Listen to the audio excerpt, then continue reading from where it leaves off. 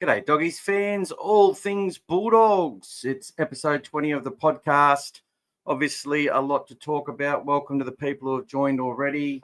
I look forward to speaking to everyone tonight and whoever's listening on the podcast in coming days.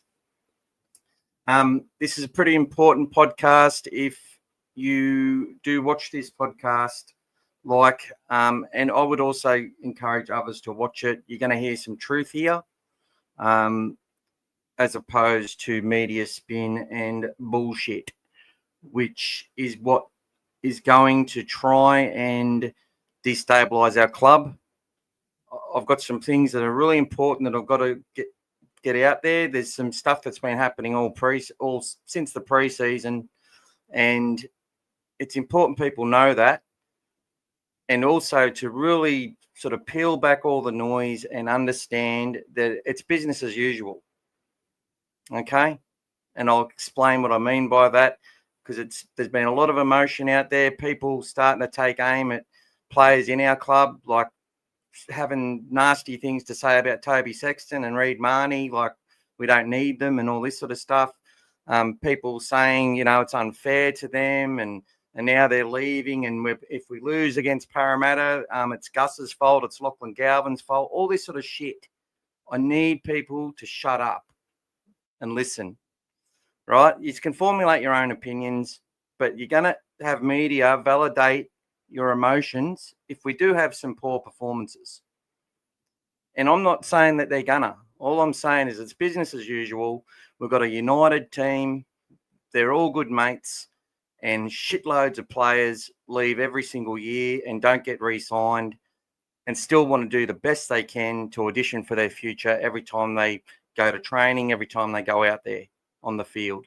And it doesn't always work out, okay? We need to calm the farm. But I need to explain to you what the media is trying to do, and I'll even tell you why Buzz Rothfield has it in for Phil Gould, okay? So you'll know why the Rupert Murdoch media, who does a lot for the game of rugby league, you need to understand it, the amount of money they put in, but you need to know why they do what they do. It's not just a competition thing between Fox and Channel 9. This is literally shit that's gone back for years and years and years targeted at Phil Gould, and I will tell you what that is. Welcome, everyone. Thank you, Elaine. Thank you, Reg. G'day, Bearded Tech. Let's do it. Reedy asked to look around. This is not new info, though, just flogging a narrative. Well, I'll explain to you people. Let's start there. Let's start with Mahoney's free to negotiate, the full story. Okay, I'll cut straight to it because it's all out in the open. I can literally let you know what's happened. And I've kept this close to my chest. After the loss to the Broncos, the Canterbury Bankstown Bulldogs page, a pretty big page, and you've got Bulldogs for life, you've got Canterbury Bankstown Bulldog News, posted their after-game wrap. And they, said all the stuff that happened in the game and then they mentioned at the end, special shout out to a couple of players, and they mentioned Bailey Hayward in that game. And he played really well against the Broncos, right, when he come on. And that was the first time we saw Reid replaced. Now, we all heard the rumours at the start of the season, okay, that the Dogs were trying to shop him around, which is bullshit. Okay, that's bullshit. That's not true. And it's since come out what's happened, which is 99% true. Reid's brother posted in that group and he said, why don't you just let Reid go now if Bailey Hayward's so good? He comes on and scores 2 tries, ... He's done so much for this club, basically busted his ass for the club, and you just want to kick him to the curb. Is basically what he said. Let him go now. So we know the story now. Sam Ayoub went to Gus, was looking to extend past 27. And I'll explain why he's doing that, because you've got this threat, and Gus and the smart clubs are locking down as much junior talent as they can. 17-year-olds, 19-year-olds, 16-year-olds, 18-year-olds that they fundamentally believe that they need to keep. And for some of them, pay a little bit more or do whatever they can do. Signing players like Latu, who absolutely decimated our really star-studded SG ball side last year when the Dragons beat us 44 to something, right? We had some good players in that match and we had a great season. But he was one of the players that destroyed us. They sign him, okay? They're trying to lock up as much talent as they can in order not to be decimated when these expansion teams come in. And there's not just one, there'll be two. And if the NRL gets its way, there'll be a third. And I'm all for it. But smart clubs are like, we need to secure our future now. We can't talk to Reid about that. I also, and this is where you get some assumption from me, believe there was a mention of, a transition to Bailey Hayward. And if there wasn't, you'd think that Reid can see the writing on the wall. Now, the reason Reid wanted an extension and his manager would definitely be doing his job by asking for it is because Reece Robson just got signed to the Roosters for big money. Damien Cook's getting to the end of his tether. He's had his last one. There's Harry Grant's not going anywhere at Melbourne. The actual season tough hookers out there, you got Tom Starling starting to get into some form, but you got the Brayley brothers. One of them's always injured. The other one's locked up with Cronulla. There's not too many at the level of a Reid Mahoney right now. He is worth at least 700, 750, right? He's on 600. JMK, who's at the Dolphin, is on 700, okay? So what they're trying to do is secure, everyone's trying to, agitate for their future. And it's understandable. But this is normal anyway, right? This is business as usual. But we think it's this big manifestation of a potential disruption to our season because we've got so much to lose and we know how thin the line is between success and failure. We know that as fans. And many fans of you believe, but many of you are sort of waiting for us to fall as well. I'm sure of it. I know I feel like that sometimes. We trust our team more and more as they improve, but we're worried that anything could derail our season. We should not be putting any shit on players like Reid Mahoney, on Toby Sexton, or on Lachlan Galvin. It's ridiculous how he's been treated in the media. And the reason it was done was initially by the Tigers to try, because they knew they weren't keeping him, which is why they offered him a $6 million deal, knowing that he didn't want to have a bar of it beforehand. And they tried to galvanise their own playing group, their own club, their own fan base. And he's become the scapegoat. Now, that's not the Tigers. The Tigers have done the right thing by their club. And I think, the handling of Galvin, it's just one of those situations. Okay? So we need to understand that this whole stuff with Reid Mahoney has been there all season. And he's still going out there and trying to do his best. Now, one thing about Reid Mahoney is he has to redline to make those tackles. He's going out there and smashing the biggest blokes. He's got Payne Huss running at him, and he's meeting him head on. And I'm pretty sure in that Broncos game, he smashed Payne Huss and knocked the ball out of his hands, right? Absolutely courageous after he ran out of the line early and we conceded that try to Willison. Just like a Josh Reynolds, he's got to red line and play with instinct in order to do what he does. He's got to have that ego. He's got to fire himself up. When that happens, you're always going to have moments where the brain wasn't there. People, when they red line, don't even remember things that happen, right? It's a big flash. He's one of them guys, right? Josh Reynolds, love him, my favourite player. Instinctively did some brilliant things for us. Just so much passion and effort. But also did some of the most stupidest things you've ever seen on a football field. But you take the good with the bad and you love it. You love all of it. Love the club. Love the wins. Love the losses. It's the same philosophy. Now, Reid Mahoney, his brother obviously a bit like, from what I gather, really lovely guy, wears his heart in his sleeve, just like Reid does, feels all the emotion, gets right involved in it. Now, he's going out to bat for his brother, might have had a few drinks, who knows? That's all assumption on my part.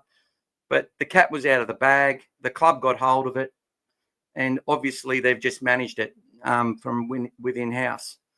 So Reid being allowed to negotiate now, it all seems like it's all a fallout from Galvin's signature. Like they all want to leave now and they're all upset and the group's fractured. It couldn't be further from the truth.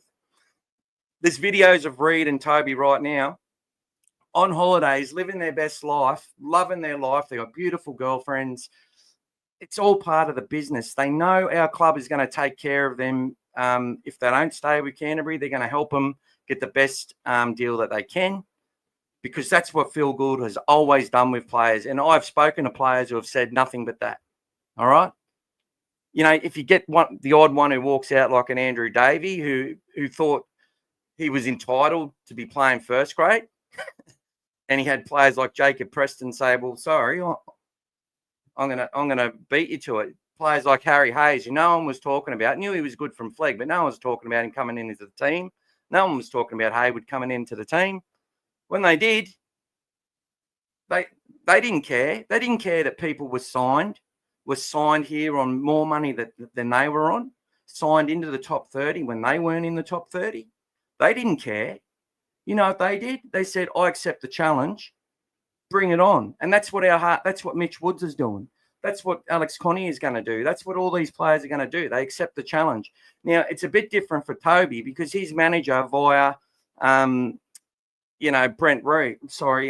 Peter Bedell, who's mates with his manager, has been, talking to clubs all season. Toby announced in September last year that he was going on the open market, which he had every right to do, because based on, for me, I think a player at that level, still at that age, that was getting that sort of success, can go to the market and ask for a 3-year deal, 500 or 600 grand a year. And I'm sure he will be looked after and a club will pick him up because he's playing all right for that. But our club, they're looking, we saw in 2023, Paul Alamotti, it came out, the big story, that the North Queensland Cowboys were going to give him a 4-year deal for $2.4 million. Club's like, okay. Helped him find a club with the Panthers at the end of the season. The kid that they'd paid at least 450, 500 grand over the previous 5 years before he'd even played first grade, because they believed he had so much talent. And he does have a lot of talent, and he's a good player, and he's won a premiership. But he started to agitate through the media, his manager, and that just isn't how it's done at Canterbury. Okay? So it's important that we understand all this stuff is just normal business. Blake Taft's off contract. Blake Wilson is off contract, right? Daniel Saluka Fafita. Curtis Morin. Curtis Morin has Bulldogs blood in his veins and a bit of para that he might have got through his DNA from Uncle Brad when he took a chunk out of someone from the Eels. But bad joke, I know. But what these people are doing, they're all off contract. Drew Hutchison, Jake Turpin, and a bunch of people in New South Wales Cup who are so close to reaching their dream and want to all play for the Bulldogs. See, that's the whole thing where all this emotion comes from. They all actually want to play. Reid wanted to play for the Bulldogs, and he wanted us to extend him, and he didn't like it. And that's fair enough. He's like, "Oh, well, that sucks. So they probably won't re-sign me. And I need to make a move now to make sure I secure my future.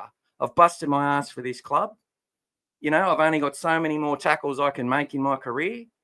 And, I could still play Origin. I'm a big chance at that, which is true. If Harry Grant pulls out, Ben Hunt's out already, they're going to bring in Reid Mahoney. Okay? And he looks suited to it. So, but if the club's looking past that, and one thing you've also got to understand with our salary cap is Reed Mahoney's on 600 grand. Stephen Crichton's our highest paid player at centre. Now, I've talked about possibilities of Critter going a fullback, looking at the spine, but that's not going to happen, all right? I'm sort of getting that through my head that that's not happening. He's going to be one of the highest paid centres at a club. But if you've got a centre who's on $1 million or more, you're going to have a scenario where you've got to make savings in your spine, right? And I believe that saving is made through the hooker.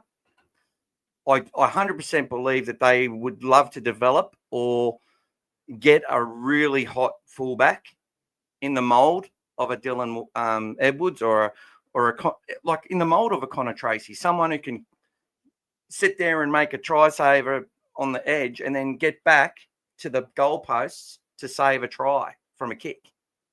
Because I'm telling you that now, Matt Burton ain't doing that. I'm going to talk about the Matt Burton lie to fullback. That's been confirmed, and you'll have to trust me on this. And if this comes back as wrong, I do apologise, but I'm telling you it's not. He's not. There's been no talk about him ever going to fullback. And if it has, it's just been some lie that's been released just to stuff with people, which happens all the time. Chris Smith wrote that out on a tweet.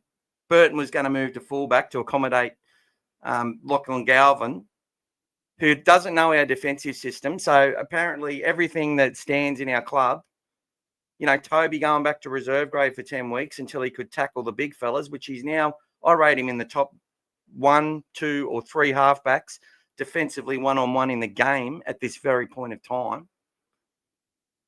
Do you think they're just going to give all that up straight away when we're in the midst of potentially winning? All they've done is enhance our depth, okay? And everything else is business as usual. And we need to understand that. And we need to spread that message, okay? Because what Fox wants is for Gus Gould to come under fire and pressure from the private members. They know our constitution. They know that we expect success and we don't care about excuses. They know what we've suffered as a fan base.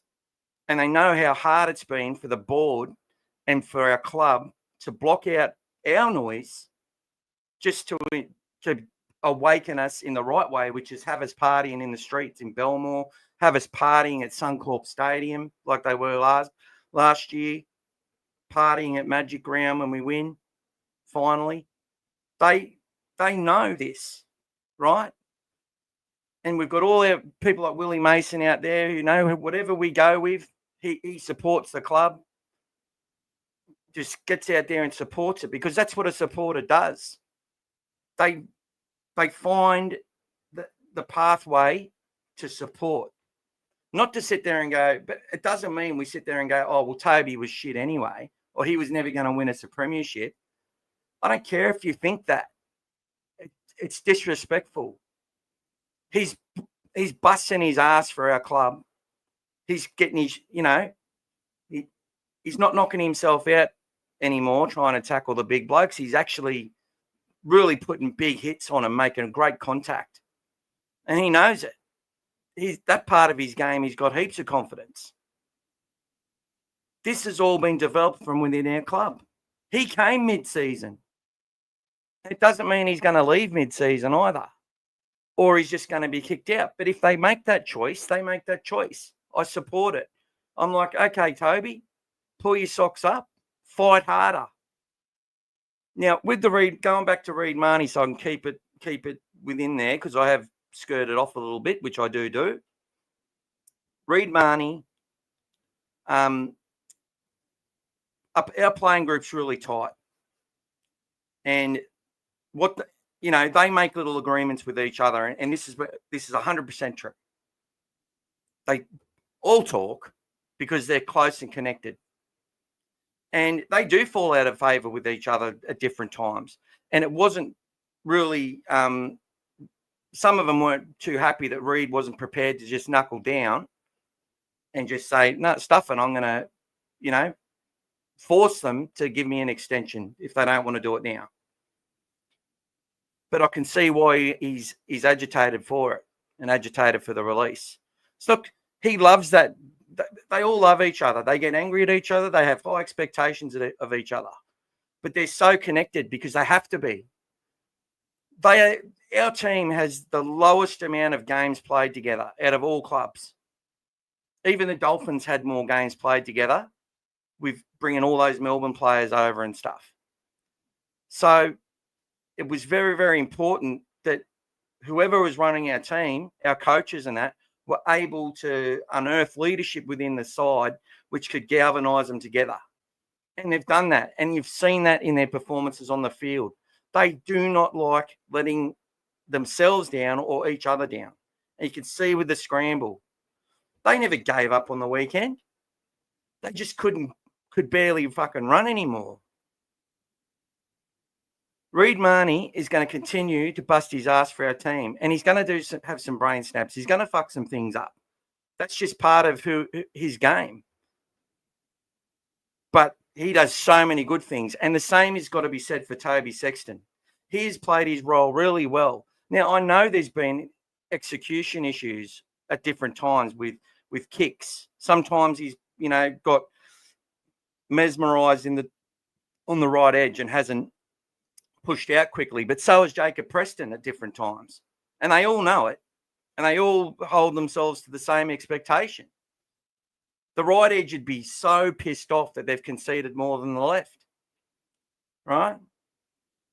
Toby Sexton, his actions as a halfback for the vast majority have been the right choices. His kick, run, and pass game have been pretty much spot on.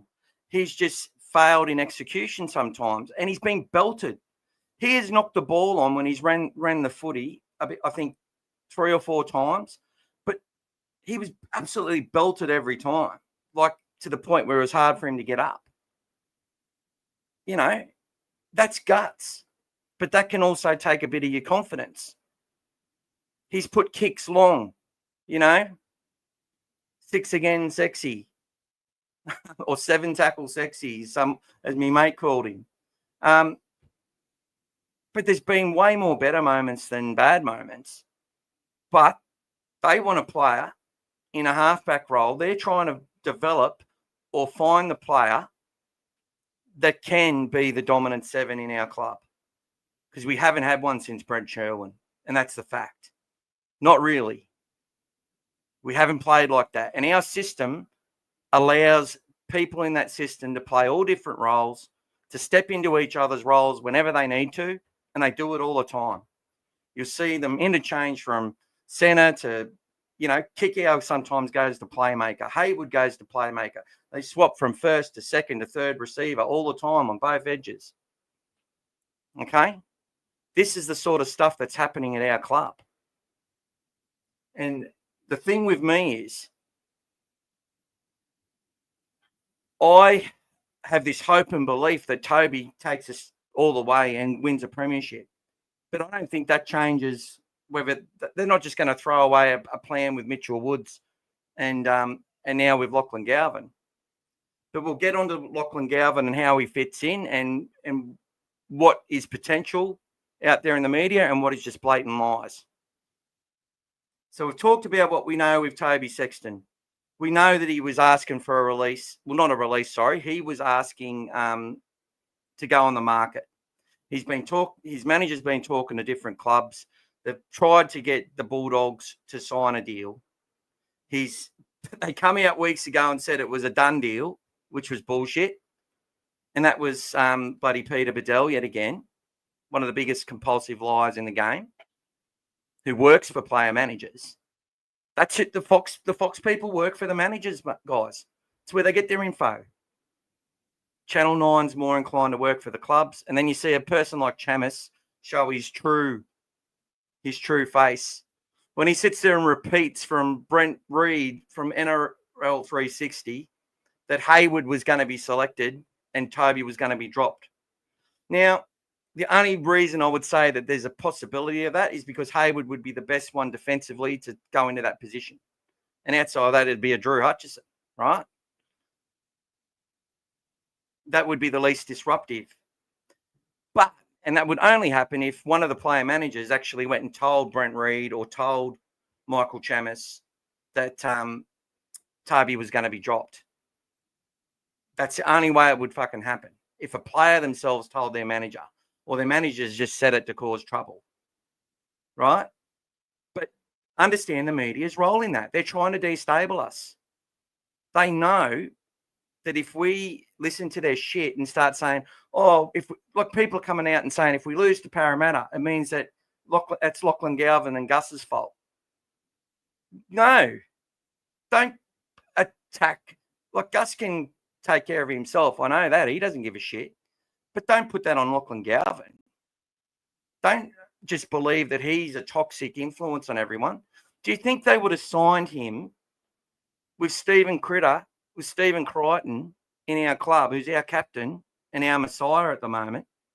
Do you think he would have said something?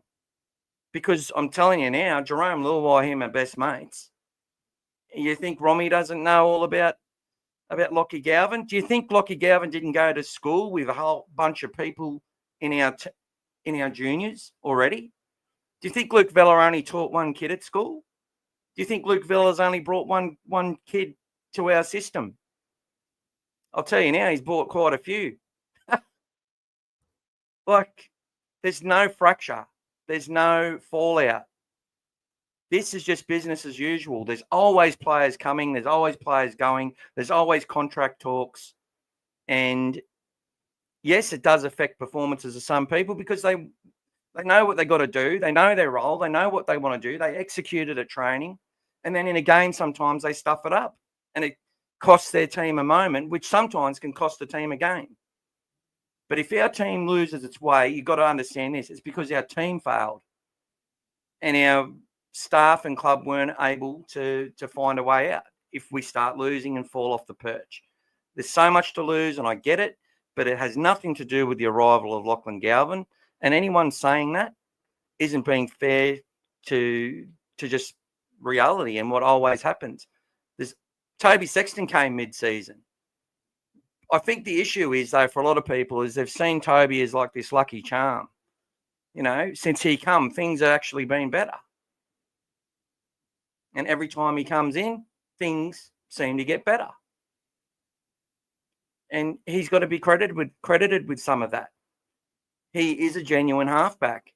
At the moment, though, he doesn't dominate as a genuine halfback. And anyone who says he does is just, I don't think they're watching all the games, to be honest. But he's doing his role as good as any other, probably better than any halfback in our club can do it right now. And that's why he's got the spot. His overall game is the best for our team right now. But the club wants a player that they believe is going to develop into a $2 million player at Canterbury. They want the next Steve Mortimer. They want to either develop it or find it. And that's what they're going to do. And all the kids in our system are going to sit there and accept the challenge. Now, it's their player managers and their agents that sometimes go, they see their own money at risk, their own cut at risk, and that's why it's the managers half the time who start causing all the shit. Because in their role and their job, they want to keep employed. It's quite natural for them as well. Like, everyone's got a role to do, a job. And even the media who are trying to divide us, that's how media sells everything, outrage through division. It's always been the case, whether it's fans against each other, whether it's fans against other fans, But what they want most of all is to target Phil Gould, especially Rupert Murdoch empire, who owns over 70% of the media in this country and have done for a long time and acquired quite a bit. Let's look at your comments for the moment because there's quite a few to get through. I'm probably not going to answer everyone. I'm just going to have a quick look. G'day, Lakeside. I'm confused about what's going on. We are flying on top, but it feels like we're shooting ourselves in the foot. Talk to me, big fella. I need you now. We're not shooting ourselves in the foot, buddy. We're enhancing our future. I know we want that premiership. I know it's all about that. But they are professionals. They are good mates. Everyone's in good spirits. They're going to have good days and bad. And if they don't win all these games coming up, That's on them. It's got nothing to do with Gus Gould and wanting a shiny new thing and Gus Gould misleading the public. We'll talk about that as well, because that's also bullshit.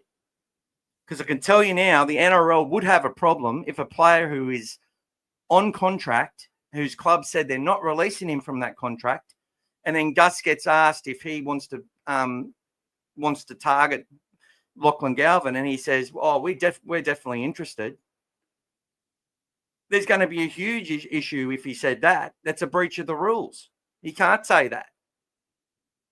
And if he said nothing, that would be construed as him saying nothing because the answer is yes. So it didn't matter what he said. He was going to get in shit. But the angle he took was the only legal way he could do it. Of course he wanted Lachlan Galvin if Galvin became available. Why wouldn't you? If you believe if Gus Gould, the greatest mind in rugby league, which everyone agrees with, believes that this player is a once in a generational talent, even if other people don't, well, you're going to go with it. Doesn't always work out, but who cares? You just trust it. you accept it. Sexton the Dragons straight away on that young forward to us now. Well, Brian, I actually thought about that today and see stuff like that. That fits with the Dragons' narrative. They've just bought Braith's kid and made him the scapegoat. They've got this young fellow who's got a real lot of talent that they've brought in, and he's wearing the 6 this week and Flanagan the 7, which is interesting. Sexton can tackle Viliami Kikau, mate. You know what I mean? He can tackle Jacob Preston. He's been doing it all year for 18 months. If you want to win some games and and you're worried about losing games and you want to toughen up your defence and bring in someone who's competent to play a role, Toby's your bloody man, right? I hope he doesn't go, but I can see them wanting him. But I don't think the club's going to agitate for that at all. Not at all. This young fella from the Dragons he's still a young guy. He's on the verge, though, of starting to come in. And, Underhill and all these players that are coming through, they just accept the challenge. Some of them will end up elsewhere. Some of them won't make it. But, oh, well, welcome to the club. We love you. Let's get to know each other. Let's win. Let's fucking win. That's what it's about. And if they're not playing that tune, if they're playing the tune, like I loved RFM, and I can tell you now, he wouldn't have thought he was doing anything wrong. You've made me club culture captain, but why are you playing me in the middle for? I'm a right edge back rower. I can play left edge back row too, but I'll play right edge because Kikau, obviously, he's got to go there. Why are you playing him in the middle? Couldn't even play 12 minutes in the middle. Jacob Preston went straight past him. They all went past him. Serrato knew then what the system was and implemented it. And that system was there so that these bloody, so that he could find out the ones that were going to be able to cope with it and the ones that couldn't. And that's what you got to do at a new club. And he didn't just adjust everything so he could win a few games. He didn't. He's like, no. And when they were bought in at the start and they had some good connection, they were all fired up. They smashed the Melbourne Storm. Then they were way on top of West in that heat at Belmore when we finally got a win, when the Tigers nearly stole it from us. That was the best start to a season we had in ages. The comeback against the Cowboys, Burton kicking the field goal. Preston chased the ball down and got it, played the ball to Flanagan. What a great moment. I remember the great moments in that season and that showed me what the future was. I still wasn't 100% convinced. I was still worried. I still didn't understand things. Then we saw what happened last year and it all started to make sense. And then we can see what's happening this year. They've got a team that can compete for 80 minutes and not play well and get themselves back into the game and win. All they need to do is hold possession and they trust their defence enough and their control enough. They've got enough talent out there to execute this game plan and win matches of football. and we bloody love it. And that doesn't change for me. You bring Galvin in, I think he's going to come in off the bench occasionally. I think there's a chance that we could see the same sort of role that Taft played, with Galvin doing that against South Sydney, missing Critter and potentially others to Origin. I can see that happening as well. But it may not. If they don't feel that, if they feel it's a big risk defensively, they're not going to want to expose him too early. And you know, as far as it is, our team is going well. Even that Dolphins game, we had 10 or 11 players missing, and we still nearly got into a position where we could win it. 16 errors. You're going to cop it late in a game like that against a desperate side who had to win to keep their final eight hopes alive. G'day, brother. Daniela Octaculo has been solid in New South Wales Cup. If anyone's been watching, powerful 9 backup forward similar to Sevilla Havili. Yeah, I've been watching him every single week, mate, and 100%. His passing game, I would say, is a bit similar to Havili. You know, it's hit and miss sometimes, but it's handy enough. You can play him. He's a hooker. But he's been playing it awesome as a lock to the point where I've got the amount of work and hit-ups he's been taking has been phenomenal. And I think they're looking at him in a real positive light. But whatever happens, he's come here for an opportunity, and he's going to give himself every chance to secure his future through the Bulldogs, whether it's with us or with someone else. And that's the whole point. Interesting times ahead, pretty exciting, could be the spark we need. Yeah, 100%. I'm looking at it and going, I have zero expectations about whether it improves us right now. And I always will allow that, yeah, a little bit of change can cause a few things to go pear-shaped. Of course it can. But don't sit there and blame the club for improving our depth, for doing their job, when this happens all the time, right? Don't believe this rhetoric that he's some bloody, spiteful little kid who's just getting his own way and all this other shit that comes out. He's been used as a scapegoat by the Tigers, and rightfully so, for the betterment of their club. And they knew that. And then Benji came out and said all the right things, defended Galvin, said he's a great kid. He fucking knows everything. Great. He's a great mind, I hope he stays with us. I want him in our team. Benji said that. I hope he stays, even though, till the end of his contract. I hope he keeps improving. He's a great kid, a great footballer. He said positive stuff about him. Right? We need to be more like Benji. Okay? Benji, a great person off the field, gives his time freely. Always have. Plays to his own tune. Doesn't care what other people say or think. But embraces opinion, embraces criticism, embraces difference. But doesn't sit there and apologise for how he lives his life. He's a great human. Gratitude. In Sarah and Gus, we trust. Go the Doggies. Shane Murphy, Mahoney and Montoya package deal to Dragons and bring Latu over now. Nah, mate. This is the shit I'm talking about. Let's package it all up and let's just piss them off, like they did nothing for us. Look, these players aren't our friends. They don't owe us anything. They give selfies, they do their swishes, they turn up for signings. They love the support we give. It really motivates them. And they have a genuine care for us, but they're not our friends. And they don't owe us anything. But I can tell you now, they bleed for that jersey and they bleed for our club, and we are the club.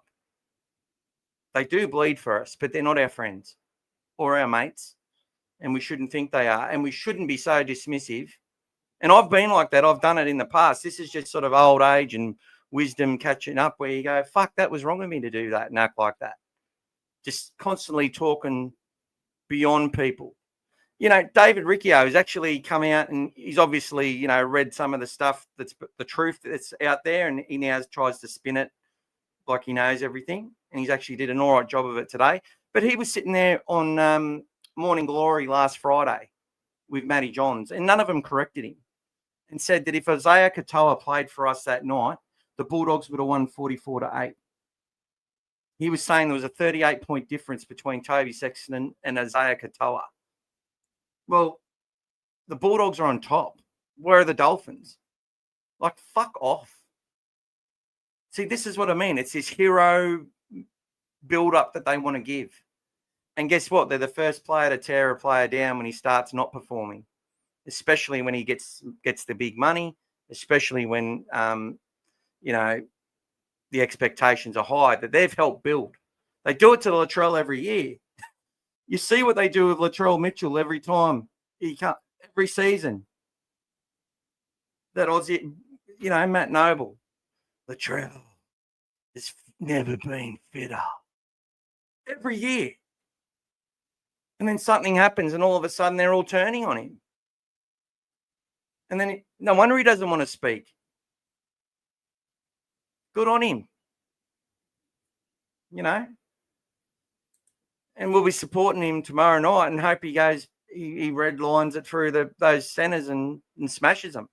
I hope Robert Toy is coming up against Latrell because I reckon it's going to be a good battle. But yeah, let's not just dismiss our players. Our club's going to find them a club, the best for them. These people, these Bulldogs players are bleeding for each other every single time they go out, every training session. They cop concussions at training, They train fucking hard. Like, training is almost the game sometimes. Sometimes it is.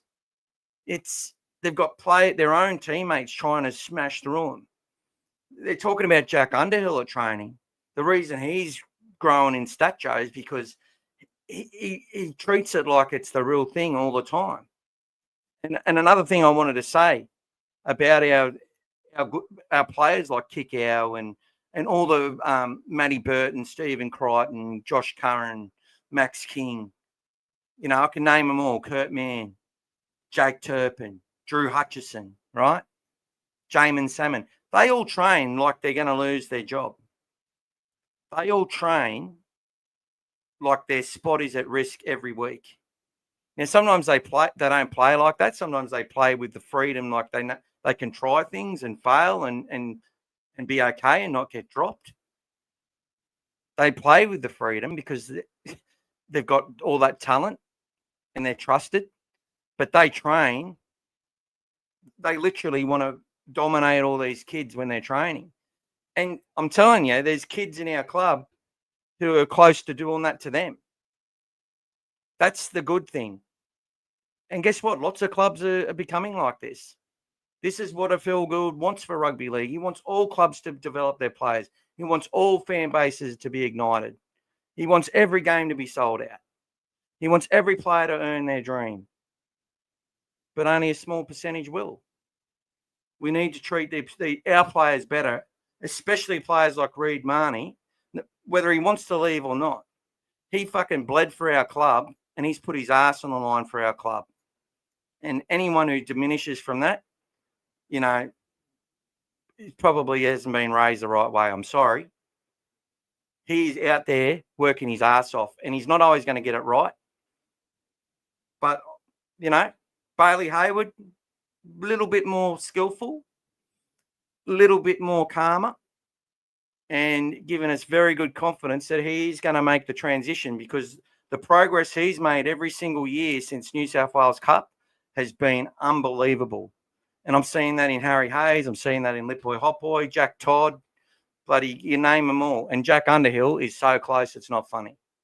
And then there's players like DSF and Sam Hughes who just keep whacking away and getting better and better and giving us that oomph that we need when we get it.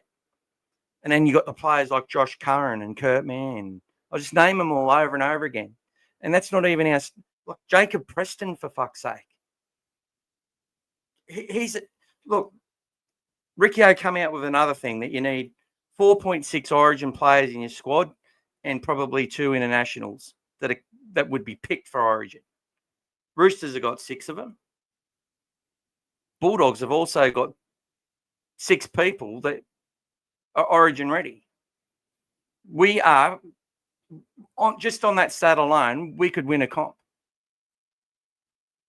Because only 2 teams in the last 20 years have won a comp with less than that amount of players capable of playing Origin. So David Ricciot's done well with that stat. He's still a dickhead. G'day, old fella Day. EK, what I will say, one thing and own thing will shut all this media nonsense up, and that is Galvin doing well and killing it at halfback. Yeah, well, I expect that's where he will go eventually. But the club will be expecting that Toby Sexton has something to say about that. And that's how it's going to progress. If a good talent comes to your club, you embrace it, you haze it a bit, they talk about, like some of the forwards and that get a bit funny with some of the youngsters and that. Like there's always some little different dynamics there. But the point of the matter is that they want to win a comp, and he's at our club now. He's one of us. Let's fucking do it. None of this bullshit of, oh, poor me. No one's thinking like that. Go look on Instagram. Toby's having a great day. He's got with his beautiful wife. Out in the helicopter. I posted it on All Things Bulldogs Facebook. G'day, Sayed. Welcome. Damo Dogs, welcome. Buzz says whatever suits his narrative. Wasn't it earlier that he was saying Mahoney is a liability for our club with his carry-on? Now it's a poor Mahoney. Look how the Dogs are treating him. 100% Damo. Very well said. And I was going to bring that up. I'm doing a documentary on Phil Gould, and I actually released it, but it got some banned on a couple of things because there's some shitty footage of a trial match between the Dogs and Cronulla. And Buzz at the start of last year was also writing Mahoney off, saying, oh, I don't think they're going to improve in 24 because of their hooker, Reid Mahoney. That's what he was saying at the start of the year last year. He came from Parramatta, who made a grand final, and, they've gone backwards ever since. So he has just gone to just absolute dribble. I'm going to tell you why, and I know I've taken 47 minutes so far, but I will be telling you why Buzz has always been at Phil Gould. G'day, Snopsay. New viewer here. Love your streams and insights. Subscribe. Oh, thank you so much. Much appreciated. They didn't extend Curtis about a month ago. No, they haven't extended Curtis Moran. Moran comes from the same club I played for at Moorebank Rams. He will stick. Yeah, look, Curtis Moran, some players have gone ahead of him. Does that mean he doesn't go out there and give his all? There's been a couple of moments in the last couple of games. They're only moments. You drop the ball. Everyone can drop a ball in that condition. I love Curtis Moran, and I think he should have got some praise the previous 2 weeks for his performances, because I felt they were instrumental in both of our comebacks. I really believe that from what I watched. And maybe that's me being biased because I love the way he plays with heart. I don't expect him to be at the club next year as an NRL player.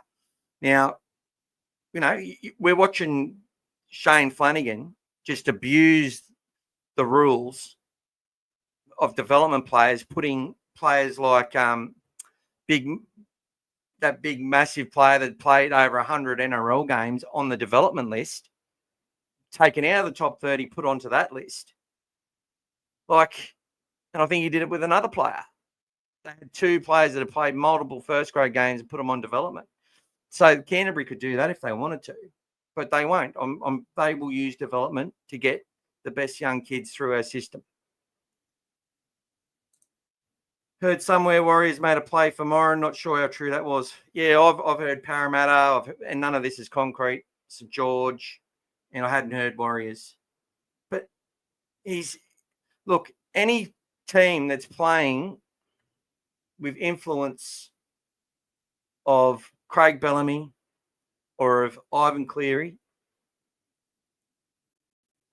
well, when it's Ivan Cleary, it's basically Gus Gould, right? Ivan has said numerous times he can credit everything that's happened at Penrith to Gus Gould. because Gus knows when he watches our team play that he has definitely fully influenced me on how I coach Penrith. And the same things happen at Canterbury. Gus Gould, it all goes on Serrato, right? And Serrato's done the work, trust me.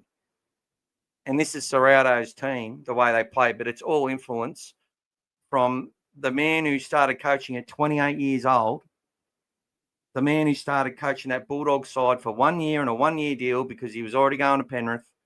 He was filling in for Chris Anderson coming back from St. Helens or whatever it was, or Wigan or whoever he coached.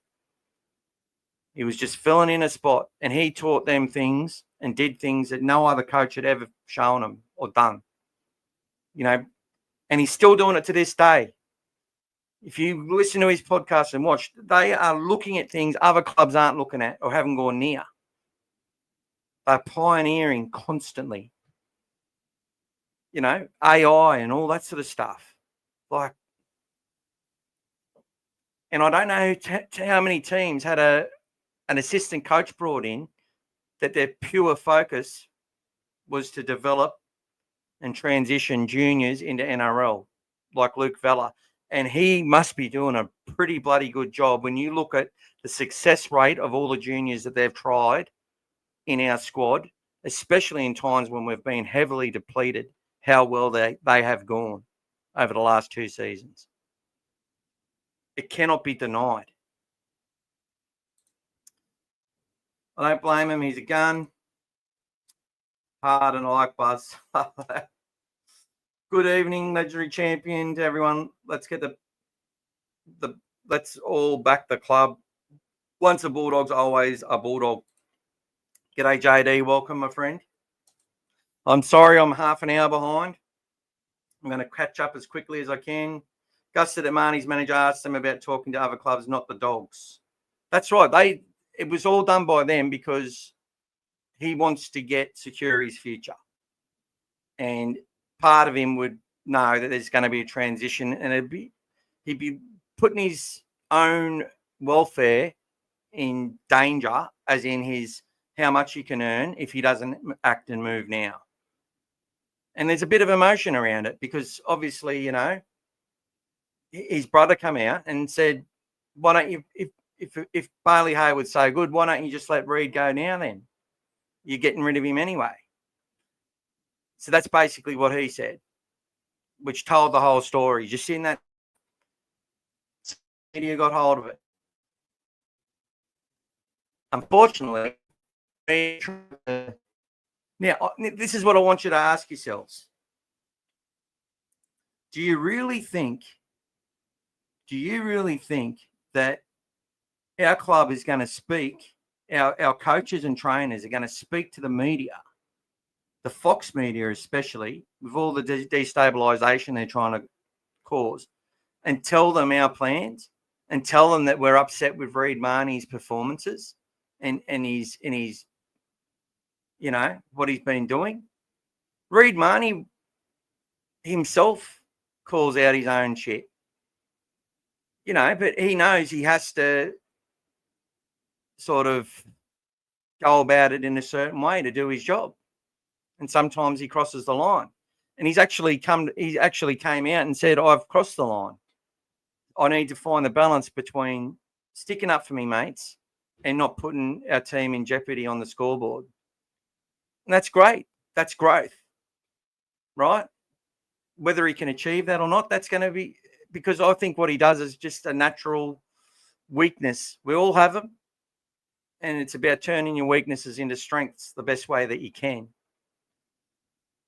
Sam, Gus is very bad, man. He knew he's going to sign Galvin and strung Sexton in the dark, feeling very bad for Sexton. If I was him, I would leave immediately. So, Sam, see, this is the fucking shit. And I'm going to swear at that. This is the shit that destabilises our club. There's people who hate Gus Gould at Canterbury, right? As in fans. And there's people who want involvement in our club that don't like Gus Gould. You know, the Carews brothers and that, who I think are hilarious, right? The shit they were saying about Gus when he first come. And that he won't last and he'll get sacked and all this sort of shit.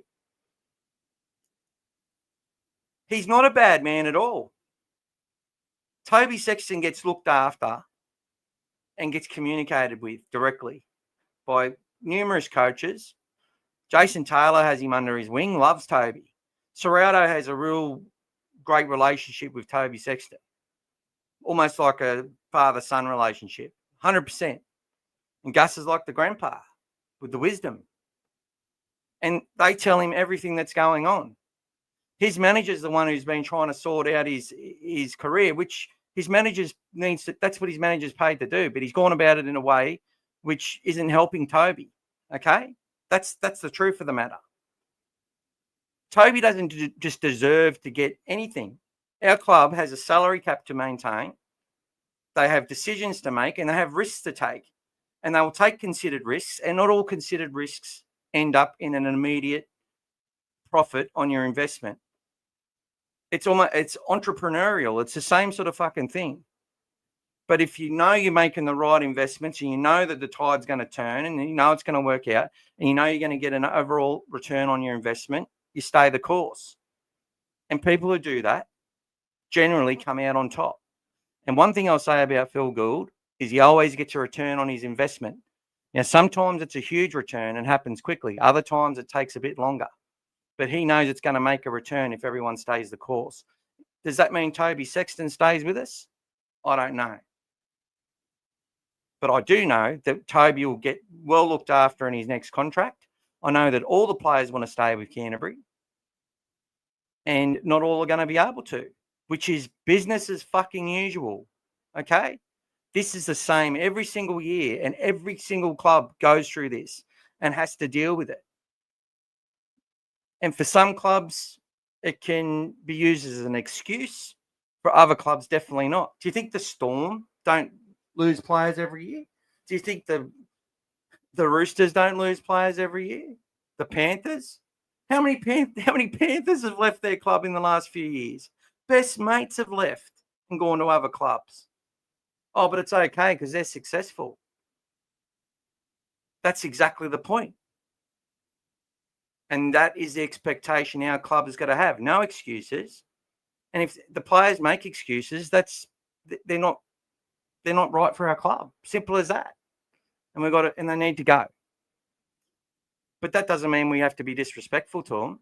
Like all these people sitting there going, oh, Burton, everyone's saying that Burton's not a 5'8" anymore because some wanker said that Burton was going a fullback, which is complete rubbish. He's not. Burton has forced 9 errors on his own in the last 2 weeks. He's been the best half in our team in the last couple of weeks.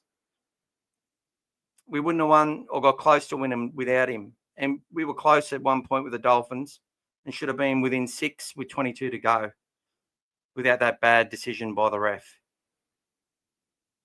Matt Burton, people saying, oh, he's not a 5'8". Now they're trying to say he's a fucking fullback.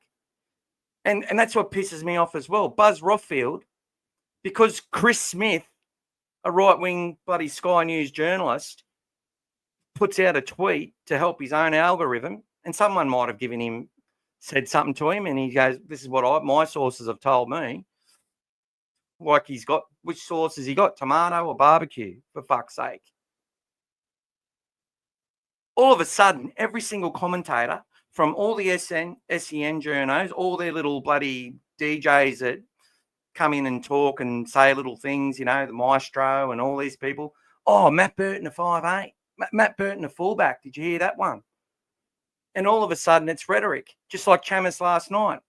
Brent Reid said that Hayward was going to move into Sexton was being dropped and Hayward was coming in. So Chamis says that to Gus. Now, I thought Gus should have smashed him for it. Gus goes, I don't know. And then he goes, I don't think that would be right anyway. So he's basically answered it like, I don't have anything to do with the team, in spite what everyone says, what all the rhetoric has been, that people just accept as fact. What you have to understand is that the media sometimes create their own headlines. Someone can have a thought in their brain and say, I'm hearing, because they're hearing it in their own fucking head. And they're actually not lying. They go, I'm hearing that Burton might be going to fullback. And all of a sudden, that is talked about as historical fact on the record for other people to parrot around the entire 24-hour news cycle when it was just somebody thinking it. I'll tell you something now, and I know this I'll tell you this because it's been told to me personally. There's stuff that myself and other podcasters who are just fans, people from the kennel and that have said that these journalists have then gone and taken what we've said as ideas and put them out there as things, as inside information that they've heard because they didn't think of it first. Been told directly by a journalist. I've got friends, who still work at News Corp who've told me so much shit. Right? Like it's just a game to them. It's all about them getting clicks for their advertisers, getting views for their advertisers. And every time I reply on one of their fucking articles, I'm encouraging them to do it more. So the best way we can deal with the media is not reply to any of their shit, whether we agree or don't agree. Because you might agree with what they're saying now, but they're going to do a similar type of article which you're going to disagree with and drag you in there to click and buy it. If you don't react on it and don't react on all the stories coming out, they don't go anywhere and they don't get that tracking back to them, which they get a pat on the back for. Buzz sits there and looks at how many views and how many impressions he makes every week to see if he's doing a good job. And I still haven't told you why they have it in for Gus Gould because I'm holding on to it. Sorry, Sam. There's not what Gus said. He was never into Galvin until he became available last week. He's lying and you believe that. Sam, he said some of the greatest stuff about every player in the game. If that's a pitch to every player in the game when they come off contract, so fucking be it. He's paid to give his opinion and he gives it. If he was to say, which I already said at the start of this thing, if he was to say that he was interested in signing Lachlan Galvin when he was told by Richardson, who said to everyone that Galvin's not going anywhere and he's staying till the end of his contract, right? Because he wanted clubs to pay up. He wanted to put pressure on Galvin. He wanted Galvin to feel the punch so him and his club could feel good about it. If Gus says that, he gets ridiculed and he actually is in breach of NRL rules because that can be construed as actually trying to play for his signature, right? If he says nothing, that's going to feed it as well because they'll say, oh, he's not answering the question, so that's obvious that he is. So he just says what he's got to say, which is, well, he's not off contract, so we're not interested. We can't wait till he's off contract. We've got to continue with our plan. And by that time, he could be worth heaps more money and we might not be able to afford him anyway. He gets permission to leave. Oh, okay. Well, we can talk to you now. And I'll tell you this something now, Sam. Our club, some of our scouts target young players based on a whole different range of, criteria. And that's how we got Jacob Preston to our club, just so you know. Trust the process, right? But for players who come to our club, they say, their manager rings up and says, we want to play for you. Gus goes and has a chat with all of them. Gus goes and visits at least 100 kids every year. And it builds relationships with them. I've never heard players have a bad thing to say about Gus, especially the ones I've talked to. Why is that, mate? Because he's the godfather and they're scared they're going to die if they do, or he's going to ruin their career. I've only really heard him say one bad thing about a player, mate. And that was, he said, Latrell isn't proven as a big game fullback. That's all he's ever said is a negative thing about a player from what I've heard. He is out there promoting the players. He loves the greatness of what people can do. You see how excited he gets when he sees great rugby league. He is the ultimate fan of this game. And look, if I walked past him in the street and said hello, he wouldn't even say hello back to me. He couldn't give a fuck about me. He cares about rugby league and the players. Gus doesn't lie. Good spring rolls at Leagues Club, apparently. Gets them all the time. He doesn't have to lie, though. Trent Barrett resigned officially. Was Gus pushing him out the door? Probably. Didn't lie. The Canberra player, I always forget his name, who we signed up on 650 grand. He was a winger, come as a centre. He said he's not going anywhere. Next day, he went to the Raiders, but he was in the middle of a negotiation. He couldn't let him know. He couldn't let him know that he wanted him to leave. They had to work out the best deal for the Bulldogs. He's got a fucking job to do. People ask him a question, he answers it most of the time. He's looking after our club's interests all the fucking time. And the fact that you guys play into what the media are trying to bring him down and anything attached to him. And if you play into it, you're putting our club in fucking danger of self-imploding, because it's the fans that can bring down our club more so than anything else. And we saw that when, people came to our club. Lynn Anderson tried to fix our club, and then people started worrying about their jobs and they started making ridiculous signings, trying to help us win a game and give the fans some hope, instead of staying the course of what they needed to do. And it's luckily that so many really good people on our board and really good employees around our club just fought so hard to keep us on track, and look at where we are now. It's us who holds the fucking keys to what happens with our club.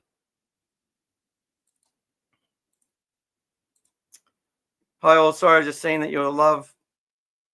Hope everyone is having a great week. Oh, live. G'day, Scary79, thank you. Worried all this drama is going to put too much pressure on Galvin, the poor kid. It'll be a sliding door thing. If we lose, fans will blame Galvin. If we win, fans will say it's because of Galvin. And that's the problem. And this is the media narrative, mate. It's the hero or the fucking villain. And it's the same in politics. They try and turn us against each other all the time. They don't allow people. They allow people to justify what they believe in and blame and put their hatred against anything that comes against that. And that's what they do. We can't turn on each other. We can call each other out. But for me, it's leave the players alone, right? Unless they go out there and publicly fucking say shit about our club. You can digest it. You can agree with it if you want. Who cares? But if you go out there and start spruiking everywhere that rhetoric in the media, that it's Galvin's fault if we lose and it's his doing if we win, all this sort of shit. The club's tried to secure our future. They're trying to do what's right for our club. It's got nothing to do with Gus's ego. It's got nothing to do with a shiny thing. It's got to do with having the best club that we can have. And the goal is for our club to be the biggest and best club in Australia, and if not the world. And I'm telling you, what our great people have been doing through Belmore and all that sort of stuff, shutting the whole fucking city down, is it's just not happening anywhere else. That happens when there's a grand final, a ticker tape parade. We're the best fucking club in the country already, and we need to remain that way. And the way we do it is we stay united and we give our trust and hope to all the players at our club from the day they start to the day they leave. We've got a whole bunch of good kids playing for Parramatta. They're going to come up against us in a couple of weeks. It's going to be a good game. If we lose that game, it's because we weren't good enough. It's got nothing to do with Lachlan Galvin. I might have some thoughts though. If he comes into the side too early and they're willing to suffer a few, deficiencies while everything gets on track, I go, okay, they're playing him because they want to play him in. They believe in this kid that we're going to go further if he can get some game time now. I'll go with it. I'll run with that. But I don't think they will do that. I think they will bring him in more conservatively and allow him to become a part of the squad and an organic part of it, not a manufactured part of it. But whatever they choose is up to them because they got to wear it. Sexton's a good player, but not a dominant player, and hoped he would grow into a dominant player, and I think he may do in time. Yeah, very well said. He's only young, and he will get that opportunity. And whether it's with us or with another club, maybe his manager's made it harder for him to stay with us. And I don't blame him if he wants to leave, and I don't blame him if he still wants to stay. I don't blame anyone. I just love the club. I'd love to go after Solavi Falongo for fullback from Storm as his get-out clause in his contract if Paps resigns long-term. Damo, I want to see you on here more, brother. Look, I think Paps wanted to move back to Sydney. And I think he's got really strong reasons for that. So I think Paps will be the one to move. And Falongo, who's, got a lot of love and around, there's a big Polynesian love amongst it. When people come off the field and they're on opposite teams and they're all lovely to each other, because they do. There's a lot of love there, a lot of family connection as well. But I think he'll be staying with the Storm as their fullback and will evolve. And I think Pappy will leave that club at the end of next year or maybe even sooner. And I think the Bulldogs would be a big chance of signing him. And that's the only way I would see a player like Connor Tracy moving from the first grade fullback to being the backup fullback or even, adding depth on the wing or in the centres, which he can do, or play a role in the halves if he had to, because he's a really good footballer. He's gutsy, he's tough, and he's fit. And he does a good job. Welcome, Mark. Glad you could finally join us, my friend. Don't break the fence, the Bulldogs wall. Do you remember the movie Moneyball, which was based on a true story? The players that came during the season before the trade deadline helped the team to the 20 wins in a row. Well, I can tell you, it's a very good movie. One of the best. We just need to have faith in Serrato and Vella. We do, and Gus. They've got to be, if they bring a player in, they've got belief that it's going to work. And as I said, Critter's got all the mud from what Romy's got to say about him. They're not going to take him on if they don't think he's going to add to our team. But if it doesn't work out, it doesn't work out. I expect it will. And it may work out in lots of different ways that we expect. Galvin has achieved nothing and knows jack squat about our systems. I can cope with him starting in cup. Galvin, achieved is a really big word to use, Mark. The Bulldogs have achieved nothing. But we've achieved a lot. Breaking records, getting into other teams' minds. We've won 9 games from 11. Galvin's played 31 games. He's played NRL. He's already achieved more than 97% of all players to ever fucking play NRL, Mark. And he's only 19. So it's just, what you say is subjective. And while I consider you one of my really good friends, I don't fucking agree. How do you know he doesn't know jack squat about his systems? Look, actually, that's a fair comment. And I trust the club to do whatever they got to do, and they'll wear whatever they've got to wear. But one thing I'm not going to ever bloody believe is that bringing him to our club has derailed our season. And even if we lose games, that doesn't make that a fact. That's just a narrative that the media want, because they want to blame Gus Gould and whoever's involved, because Galvin has come and Gus got his man. Galvin's also going to wear a part of that. And they're happy for anyone who's attached to Gus Gould or any club that's attached to Gus Gould to fall ill of that. Penrith used to cop heaps of shit from the media, if you don't ever forget about it, when Gus was there. Part of the reason him leaving was that. because it can weigh on a club a little bit.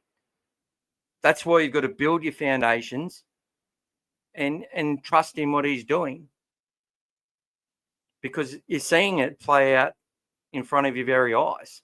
We've had some really good wins. We've built up a lot of belief watching our team. Trust in the Gus. He's got to do what he's got to do for the betterment of our club. He has all this shit that he's misleading. All this shit from Buzz saying, oh, poor Max King's only on 400. We're the opportunity club, right? Max was happy to sign the 2 extensions that he's been given for the fact of what we did for him in his career. And he will have an end date on what he can contribute to us as our number one hit-up guy now, which he's developed into. He is worthy of more money, and eventually he will get it, right? Because of the opportunity our club gave. Our club has to go and get some better players in the right positions. You can't run on a $2 million spine. We have to make an allowance in one position because we're going to have $1 million centre soon. Maybe that's hooker. I don't see teams saying, Bailey Hayward, here's 700 grand. I don't. A few years at hooker for Canterbury, I definitely see that. So they've got to do that with their salary cap. They've got to manage it. It's just business as usual. We don't have to play into this rhetoric that if we lose some games, which is always on the cards, the last 5 weeks, we've lost 5 of the first halves. No, we lost 4 of the first halves in the last 5 games. Won 3 of them. How do we get Buzz to retire? He does my bloody head in. Oh no, he will eventually. They didn't give it all his own way on 360 last night either. I will say that.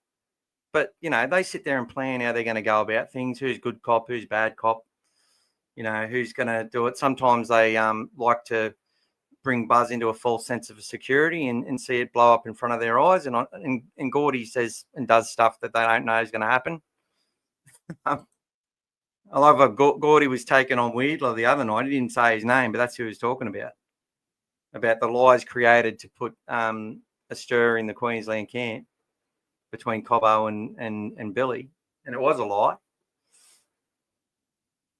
Gallen got paid to say shit about Queenslanders so people would buy the newspaper. 100% agree with you, Mr. Exclusive Market. Conor Galvin will start New South Wales Cup, get an understanding of the system if we can retain Sexton until June 30. That is. I'm just speculating. He may or may not start in Cup. I've got a feeling he might be 18th man against the Eels, just to get out there and run out with the team and whatever else. And I think they'll have him in close proximity to the start. I think they'll have him, come on the bench and as I said, maybe go in that Blake Taff role that they had that defended at 6 but played at centre on the left edge with Birdo. We might see that as well. Who knows? He might just go to right centre and play there. He's 92, 93 centimetres. He's 6'2". Do I reckon he would concede some points? I 100% believe he would. If that's for the betterment of us in the future, I'll leave that with them. But I'm not going to sit there and fucking start going out and beating me chest. Oh, Serrato and Gus were so keen on this special looking thing that they just sold out our whole season, because that's what the media want us to do. And saying that shit and projecting that shit is what can destroy our club, because people jump on bandwagons like that. It's easier to hate than it is to believe and trust. And that's a fact. And that's why I'm here. That's why I started this podcast. That's why, because of all the shit that our fucking team and our club and our board, all the small businesses that were on their knees during COVID, that the club had to try and save, that couldn't even pay their sponsorships to us. That's all real. We're on our knees. not just in results. This club is so special to the Canterbury Bankstown area, and it's even fucking more special to the entire nation. It could become a world brand. It's that fucking good. The Bulldogs, absolutely brilliant. And our colours are better than any other team in the comp. We're the fucking best club in the world. And it's about time we started acting like it as fans. Question wasn't he signed 3 to 4 weeks ago because Gus had this planned out to sign Galvin. Sexton should be filthy at the club. Why the fuck should he? Why? That's your opinion. You can have your opinion, mate. But why? So people should be sooks and should be filthy. Michael Ennis was filthy when Des wanted to go with Leisha and just couldn't pay. Ennis wanted more money, and we were like, we can't afford it. We've made too many promises, too many commitments. Cronulla's like, yeah, fucking come here and help us win a premiership. That's exactly what happened. It's a business. Sexton is happy. He's playing NRL footy. He's on top of the ladder. Of course he wants to be at the Bulldogs, but Galvin signing's got nothing to do with Sexton. Galvin signing is about our club becoming the best club it can be and signing the best talent it could sign. And Toby has performed his role admirably and will continue to do so, I have no doubt. And it's up to him to keep fighting and auditioning every single day for his career. That's what their job is. They've got the hopes and dreams, not only themselves, but their families and their extended families, their communities that they grew up in, all their mates, their real mates. See, it's all right for the Penrith guys. They all grew up as mates coming through. They go back from when they were 6 and 7 years old, most of them. It's a bit different at Canterbury. Don't have as many juniors. But we're starting to see them all evolve. Stick to the process. Look to Bailey Haywood, mate. Look to Harry Hayes. Look to Lipoi Hopoi. Look to all these kids. Jack Todd. Even Curtis Moran, who was one of the only ones who sort of come through and stayed. It's about these kids developing and coming through our system, not fucking sitting there and making excuses for people because things didn't work out for them. Or Toby doesn't. It's your opinion, and you know you can defend Toby. I'm still defending Toby. I want to, because people are sitting there going, "Oh, he's not that good anyway. He's only going to be an average half." I'm standing up for him against that as well. We don't have to attribute blame just because we're scared we're not going to win the comp now. That's what it all comes down to. Everyone's scared we're not going to win the comp. Everyone thinks that it's going to be harder to win the comp now. Some people don't. Some people think we've got more of a chance. See the division. And it's either hero or villain. We shouldn't be doing that to our players. We shouldn't be doing that to our coaches or our administrators. Let them fucking do what they've been doing. I watched half this fan base or more jump on with the media and go, oh, well, Crichton was good, but why did you sign Jamin Salmon and Drew Hutchison and fucking all these players? Oh, my God, why'd you sign another second rower in Satili Tupanua? Some people were happy about it, but some are like, we need a prop. Why didn't you go and get Payne Haas? Because they know what's coming in our junior system. They know they've got to be disciplined with their cap and no players above what they've got to do. And they want us to be a successful, dominant club for a long time. And every club that Gus Gould has touched is still in a period of being one of the best sides. Now, Penrith, I know they're struggling this year, but 4 comps in a row, come on. And they had a season where they won in every fucking junior rep side. And Cleary has come out, and their CEO, they all know this is the house Gus built. And the same with Nick Politis and all them, Ricky Stewart. Gus has made decisions which affected their lives, and not always in the best way. But that Roosters club doesn't win. They dropped Mitchell Pearce.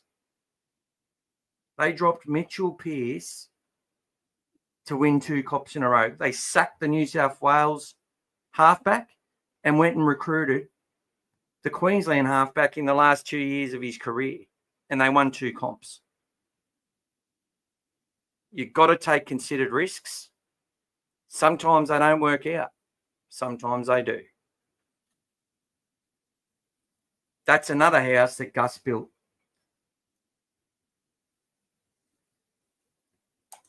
G'day, Joe.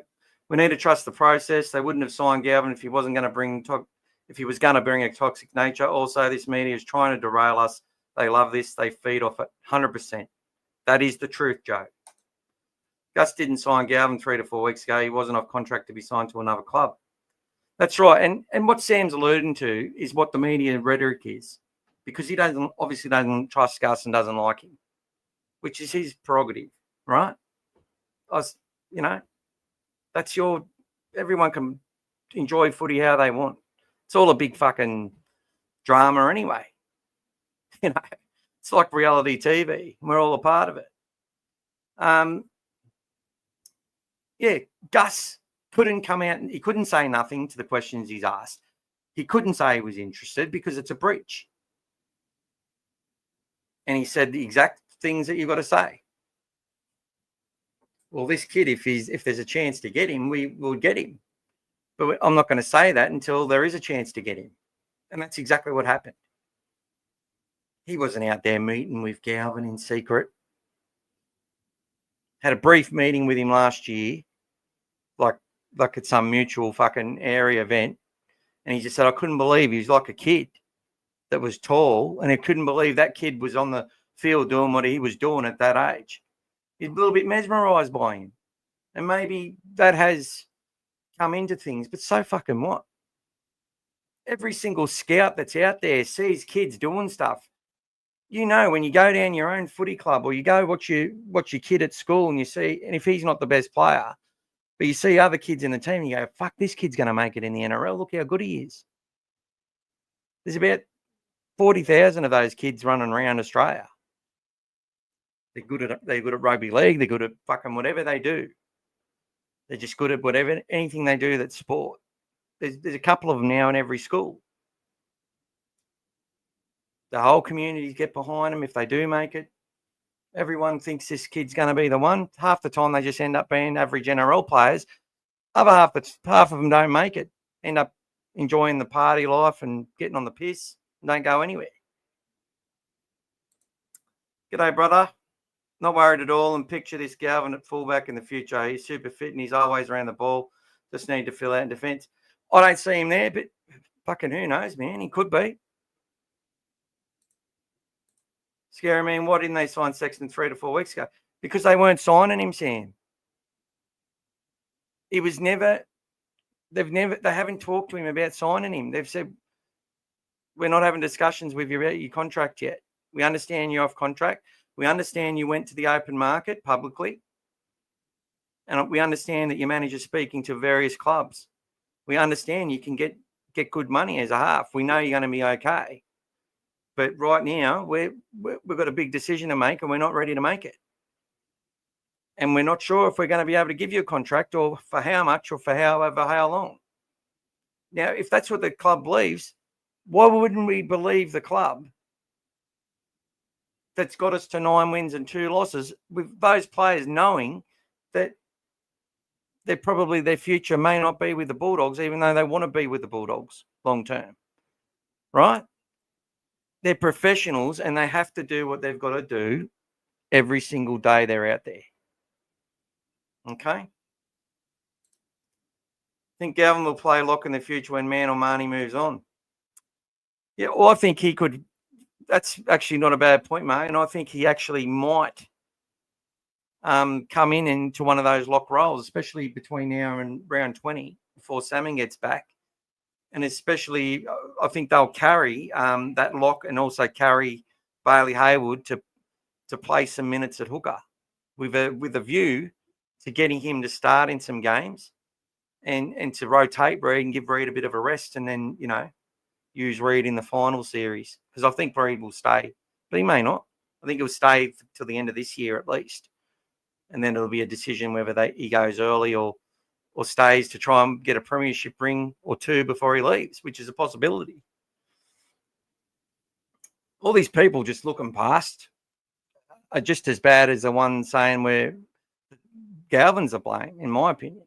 Look, and I don't mean you're bad people. I just mean, and I've thought that way about heaps of things. Like, I'm just trying to think from the club's point of view. We got to support the players and we've got to support the club no matter what. And just be beyond it and not sit there and run with this rhetoric, even if we agree with it publicly, because it doesn't do anything good for our club that we want to win.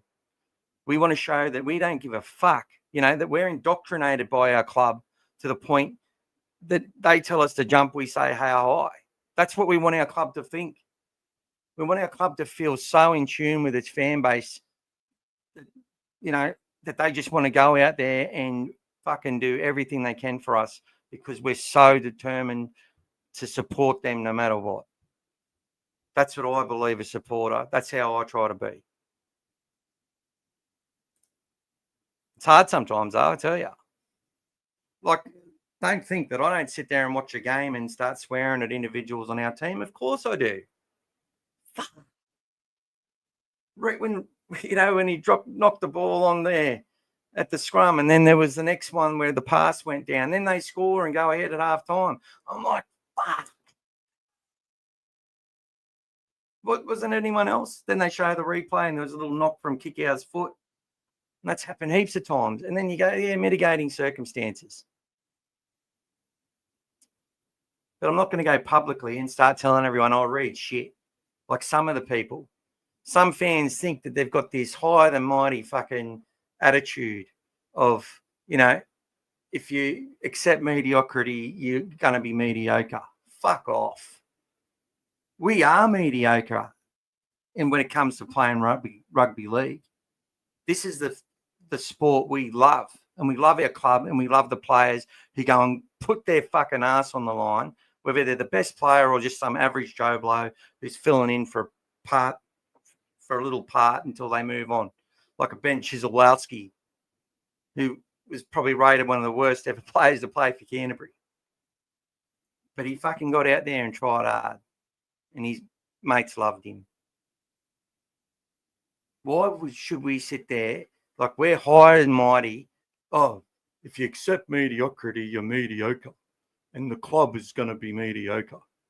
You have to, go to a game. I don't give a fuck if you boo when the team's losing and you're not happy. But don't go on social media and put it in a public record that our players are fucking shit. They got families. If you can't do better, don't fucking say anything like that. Just my thoughts. Do what you want, really. I don't give a fuck. I care about the club, and stuff like that hurts our club. That can derail our club.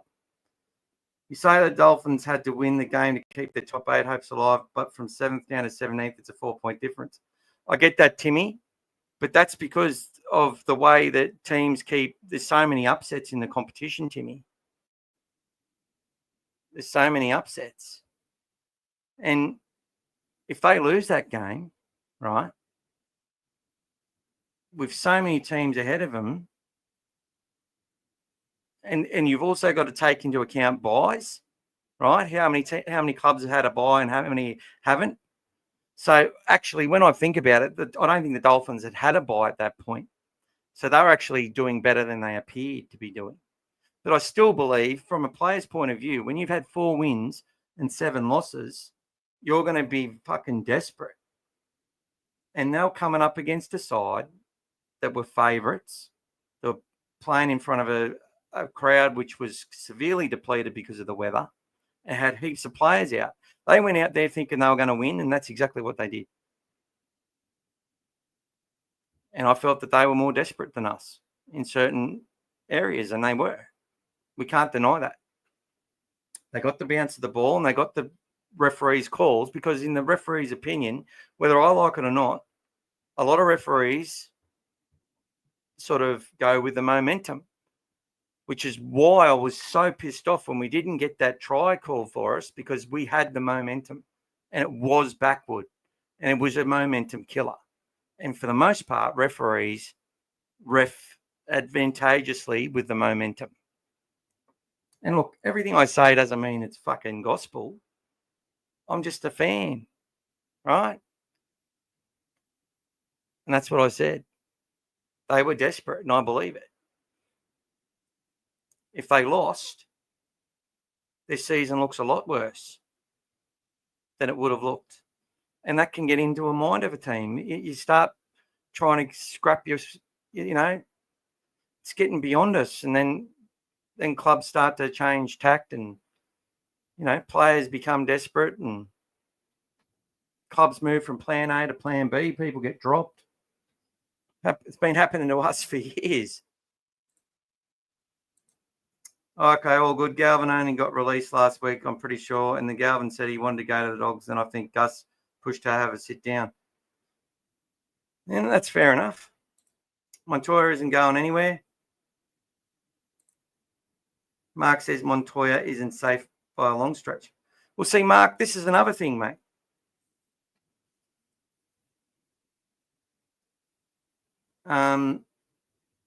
See, Mark, you're coming out here and fucking doing exactly the shit that I asked you not to fucking do.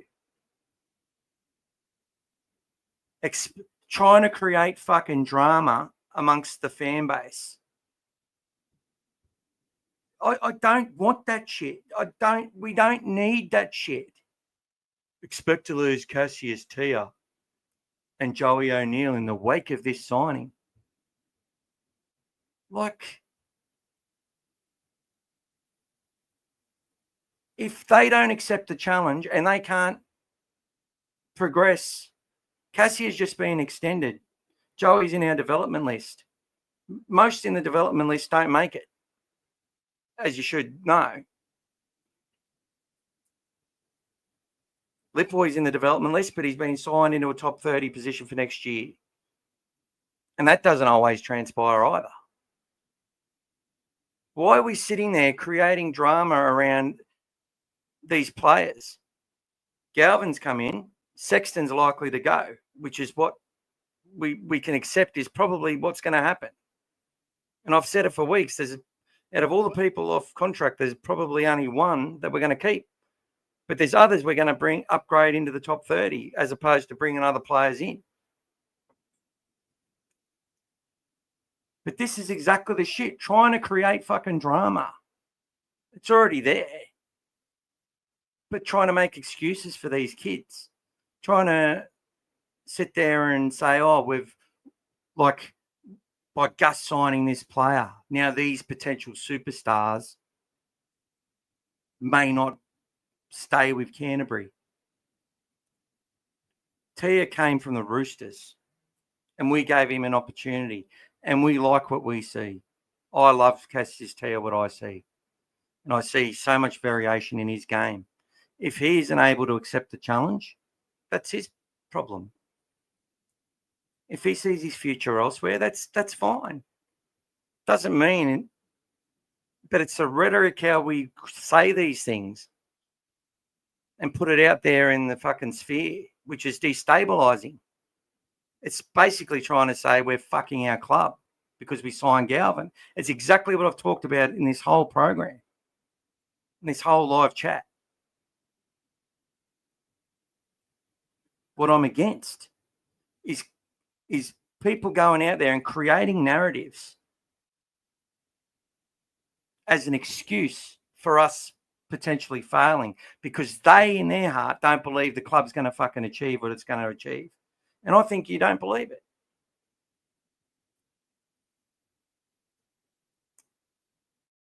Saying Montoya, see, you've never liked Montoya. And that's fair enough. A lot of people were happy to see the end of him, even though he just suffered two massive massive ACLs and an MCL, and he come back and they put him in the first grade, even though he went over to the Warriors and was picked as a first grader for 3.5 years. And people will say, because they still don't get it, and it seems you don't either, my friend, that wingers have a choice to make when the middle haven't done their job for the majority. I do say, though, in wet weather games, Montoya is a bit heavy-footed, in my opinion.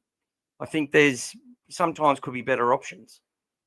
And I think there will be players that come in and potentially go past Montoya. He is not our premier winger. Right now, he's playing a role and he's busting his ass for his future and his family and for his junior club. And we are 9-2 with Montoya on the wing. And if anyone wants to suggest we would have won all the games if we had someone else, they're kidding themselves. I felt Wilson played really well last week against the Dolphins. That's got nothing to do with Montoya. If it's all right for our club to pick Bailey Hayward and pick Harry Hayes and pick all the players you like, well, they're picking Montoya as well because they see him as the best position right now, just like to get us through what we've got to get through. There's a whole bunch of young wingers that our club has a lot of faith in the juniors that are going to come through. You got your Sewers, you got your bloody Jeff Rowney-Calmers, you got your Geordie Mazzonis. You know, Cooper Toy's scored a great try on the weekend. He come from the Roosters. Real battler. You got Will Afawalo down there. You've got all these players. There's got to be a spot for them at some point. We've got Inari Tuala sitting there as well. Now, he may get ahead of Montoya. We know they're not going ahead of Carraz. If Carraz stays fit and Carraz keeps doing what Carraz does, he's our premier winger. But I don't see the need to call out players and basically write them off, because that's what you've done. These players are going to leave now because we signed Galvin. Well, good luck to them. But you're basically writing them off as, you're basically saying they don't want to be Bulldogs then. You're basically saying that they're not going to get an opportunity, that their pathway's been blocked. That's not the case. If they leave, it's because the club thinks that that'll be the best option. And as you know, a club and someone like Gus can change their mind anytime they friggin' want. But I'm not going to sit there. When I see narratives being created similar to the ones that the fucking media are trying to create, Buzz trying to sit there and make out that poor Jacob Preston, poor Max King, like fuck off. They'll get the money that they're entitled to, whether it's with us or someone else. And that's our club doing its job. We are a development club now. We are sending players into other teams on more money. You know, if you're sitting there and as our board member, John Curry, who's, you know, responsible for really trying to invest in our juniors, even before Gus came back, trying to get money back there, and so passionate, going around to every fucking game, going and shaking hands of all the members when we couldn't even win a game, right? For him to see Jake Averillo do really well would be a really proud moment, even though it's with another club. This is more than just our selfish fucking needs to be validated with victory every time they go out there. This is a club. This is deep. This is shit. We fucking love it. All of it. And it doesn't have to be vanilla. We don't have to agree on everything. I'm not saying that. But I would appreciate our fan base not creating narratives to try and drive the fan base in angst against the fucking club and their decisions. Understand the club's going to make some mistakes, and that's just the nature of the game. So what? I know they're trying their best. And there's all these other people, some of them friends of mine, sitting there trying to say that, you know, Sam Ayub and Gus was taking a cut from Sam Ayub players, and that they were only hiring them. Well, Reid Mahoney's a Sam Ayub player. He's not extending him. at this point. Like, they're trying to do the best they can for this club. And I don't know how much cut you could get out of a player's salary when the players' managers have got to take their cut. Sometimes they've got scouts who work for them who've got to take their cut. Fucking, it makes me sick, the shit that people come up with.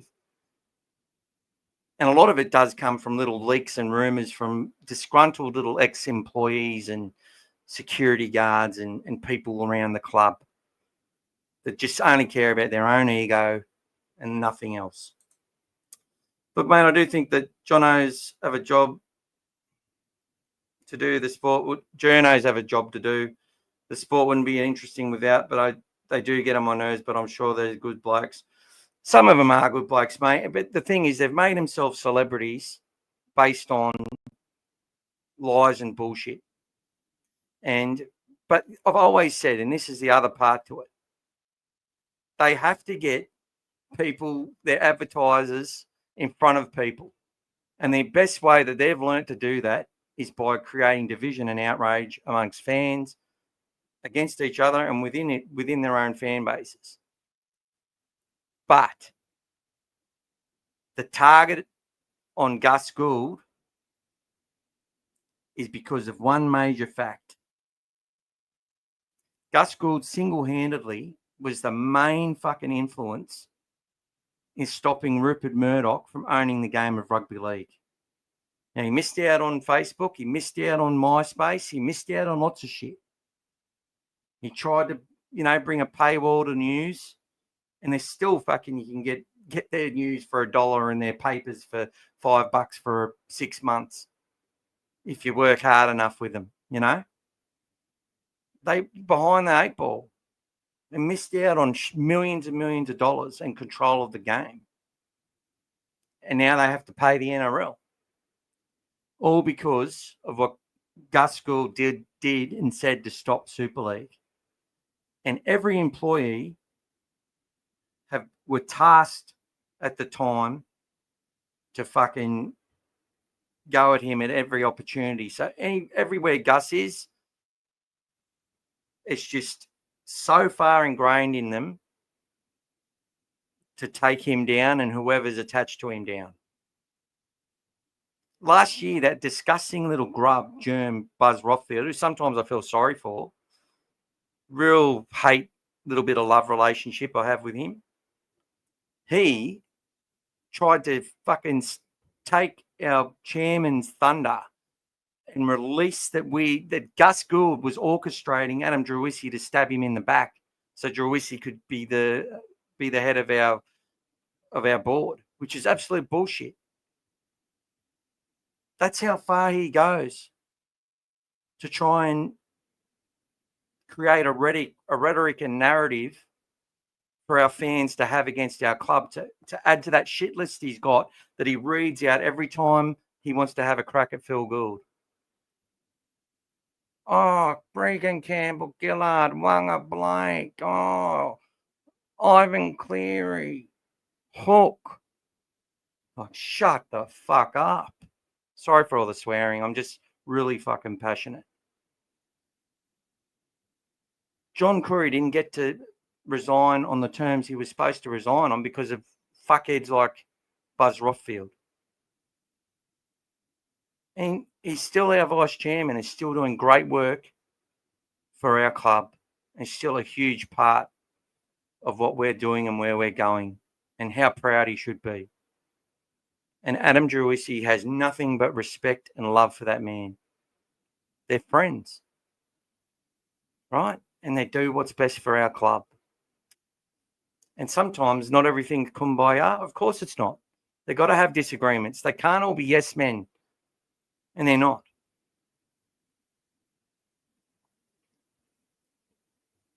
But the journalists do have to create outrage to sell advertising, which then goes back to fund the NRL to pay the players. And that's how it fucking works, unfortunately. But I still think there's a better way they can do it. And they don't have to target it all at Gus Gould and the Bulldogs, which it's the equivalent when someone's down and injured, and you just go up and keep kicking them in the ribs while they're down every single time. And then when they start to get up, you motivate them and encourage them. They fall down again, kick them again. Yeah, that shits me, Mark. Mark, if that's true, why do they pick him? They obviously something that you don't when it comes to Montoya. Is Stephen Crichton okay for tomorrow night? Not sure, Gratitude. They said he'll be given a test in the morning. He's out. He's injured. Oh, is he out? Is he? I thought they said he was going to get a test tomorrow morning. Hey, JD, Sewer and Rinikawa.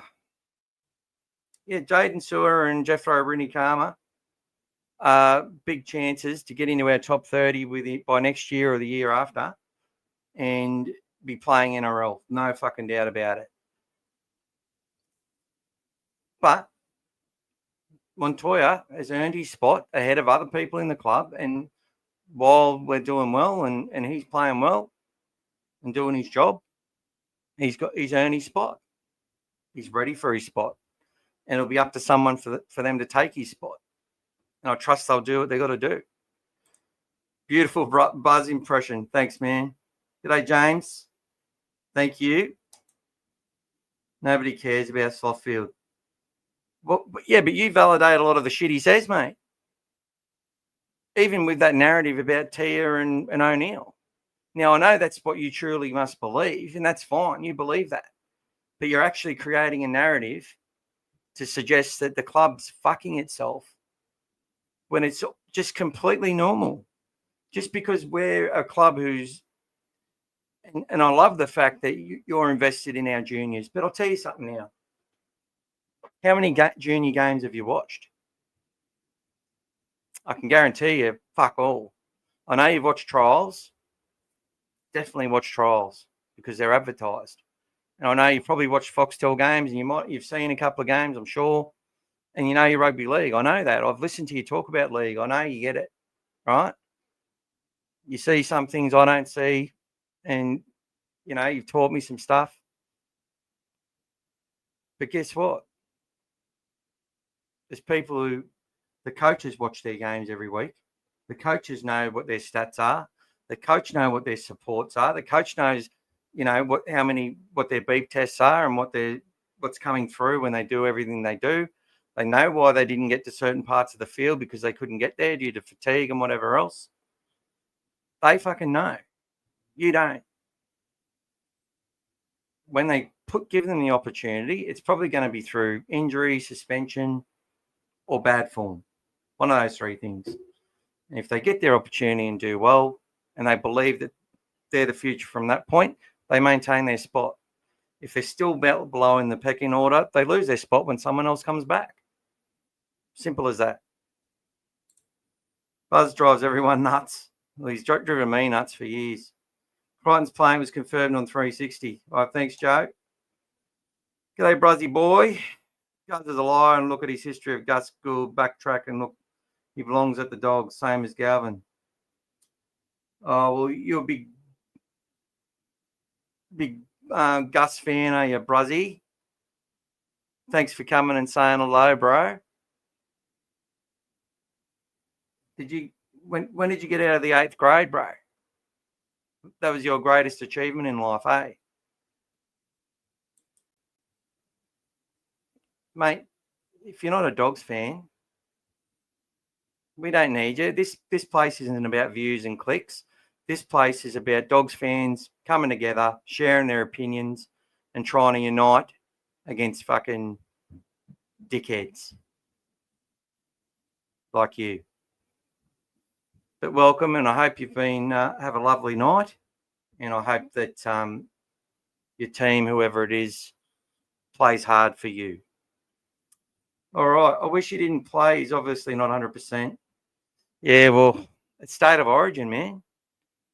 I know. Selfishly, I feel a little bit the same. We need Critter. We fucking do. But guess what? State of origin.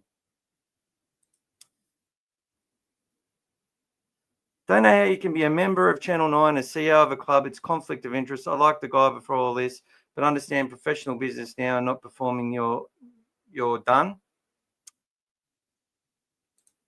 You're a para fan, but shit, we're going through shit too, so can't complain too much. It's a professional business. You don't perform, your job is on the line, and a real job in the real world. Yeah, buddy. Good stuff, bro. Look, Parramatta might beat the Dogs. Para, their rebuild's not going to take that long. That coach worked out pretty quick where the game in the future is. He's got rid of a heap of big boys. He told his captain, you need to fucking lose a heap of weight and play more minutes and do more D and clog up your holes. He's got a bunch of really good, talented kids. Iongi is basically at the top in waiting. But, you know,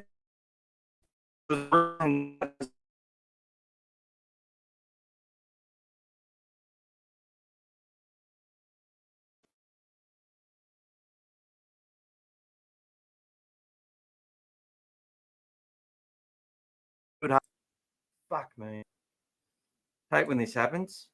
I think they can't pass up taking the opportunity to sign Galvin. It's either now or never, given the change of circumstances. Has it come too early? Yes, but the coach needs to take the win and move on. Very well said, Neil. It's all about securing our club. And I can tell you now, if you sign with Para, the narrative, they wouldn't give two shits. They'd just be saying that Reid, they wouldn't even have found out the truth about Reid getting permission to leave. They just would have said the club's sick of him and doesn't like the way he's playing, which is the bullshit and lies that they made up.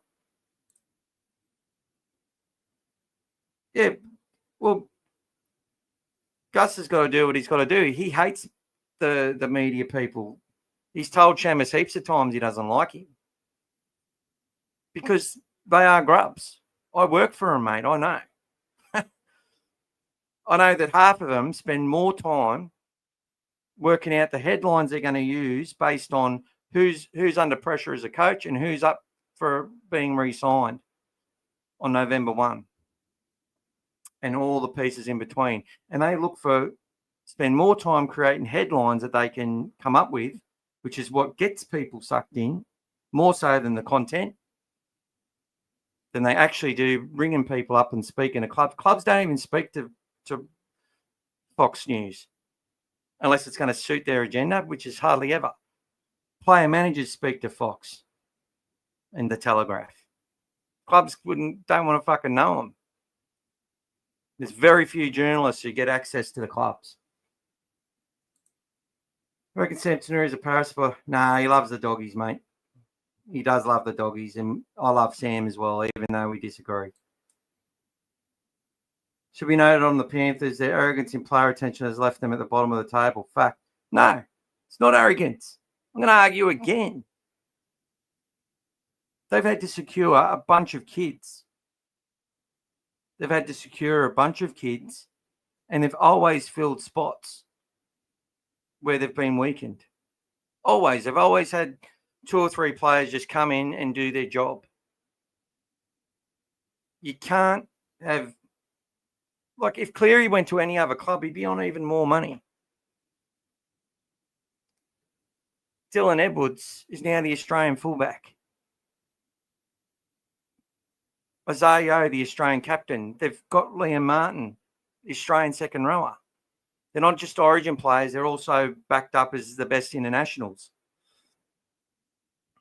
What are they supposed to do? I want them to lose every game. I couldn't give a fuck.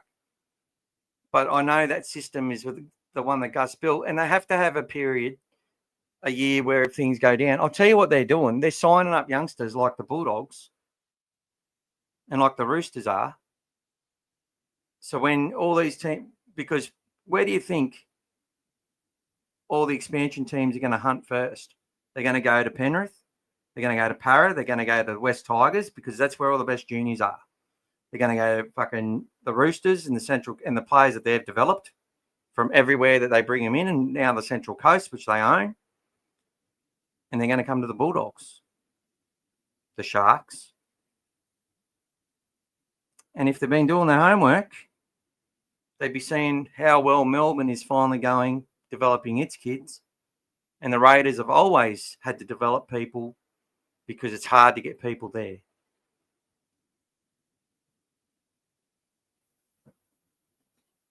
They're getting ahead of the game.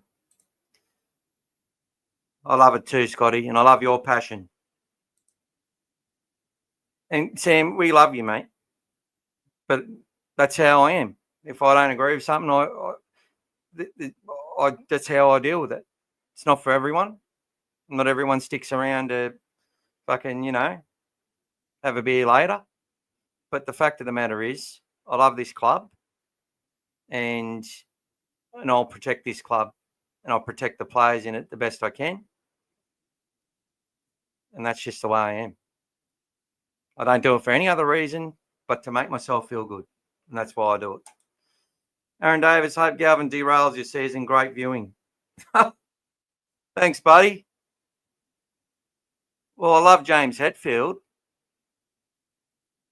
Yeah.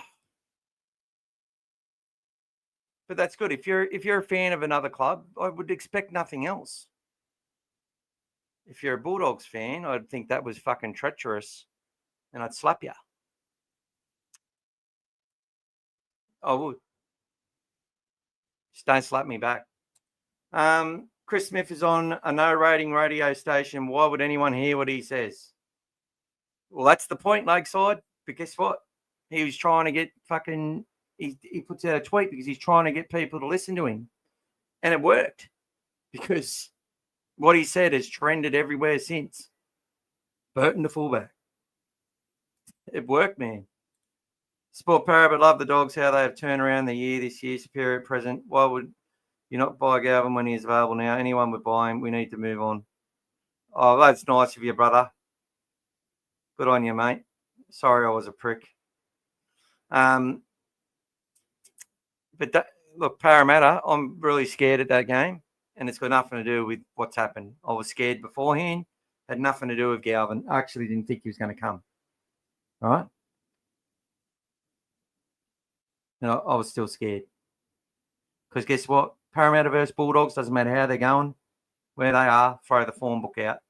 And Para would have got a lot of confidence without their halfback, how well they were able to control possession and go set for set with us in that whole second half and actually win. They won that second half over us a little bit, I think by 2 points.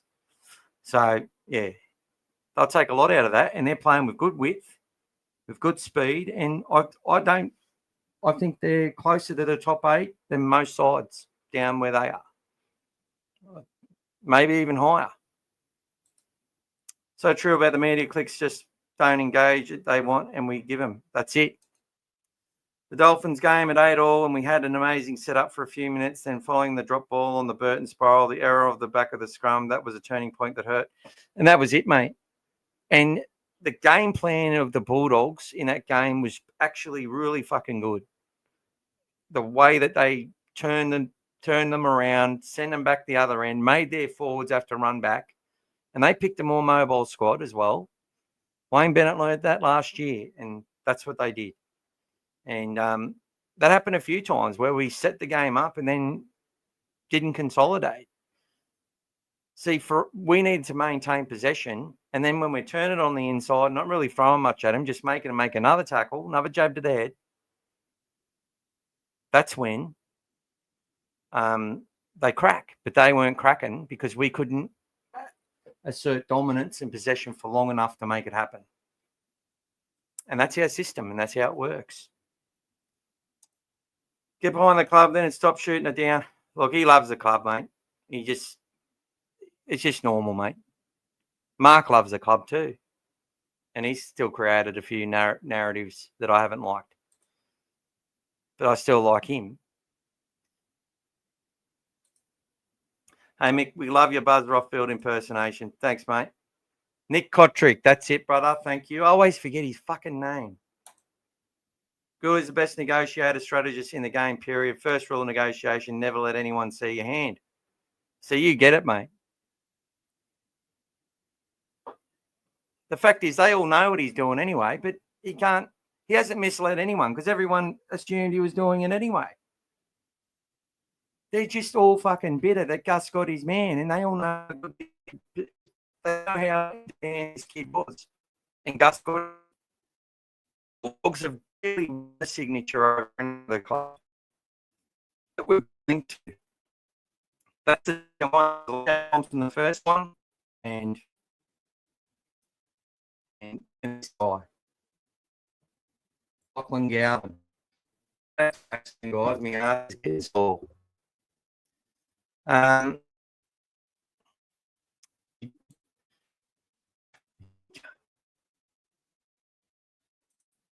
Shit, Mark. We're getting a little bit of internet. Mark at 8:22. I've got a long way behind. But I can't castigate people if they don't have the same opinion as me. Mate, if you want to come down here and tear down the fucking club and try and create narratives to fucking tear down our club, I don't know why you would want to fucking do that. And I'll say what I want to say. I will tell you what I think, because I'm here. I pay this fucking bill. This is my YouTube channel for everyone to come share together, to give your opinions. And if I don't like it, I'll tell you, just like you told me you don't like mine. And I can castigate people. Now, some people don't even know what that fucking means.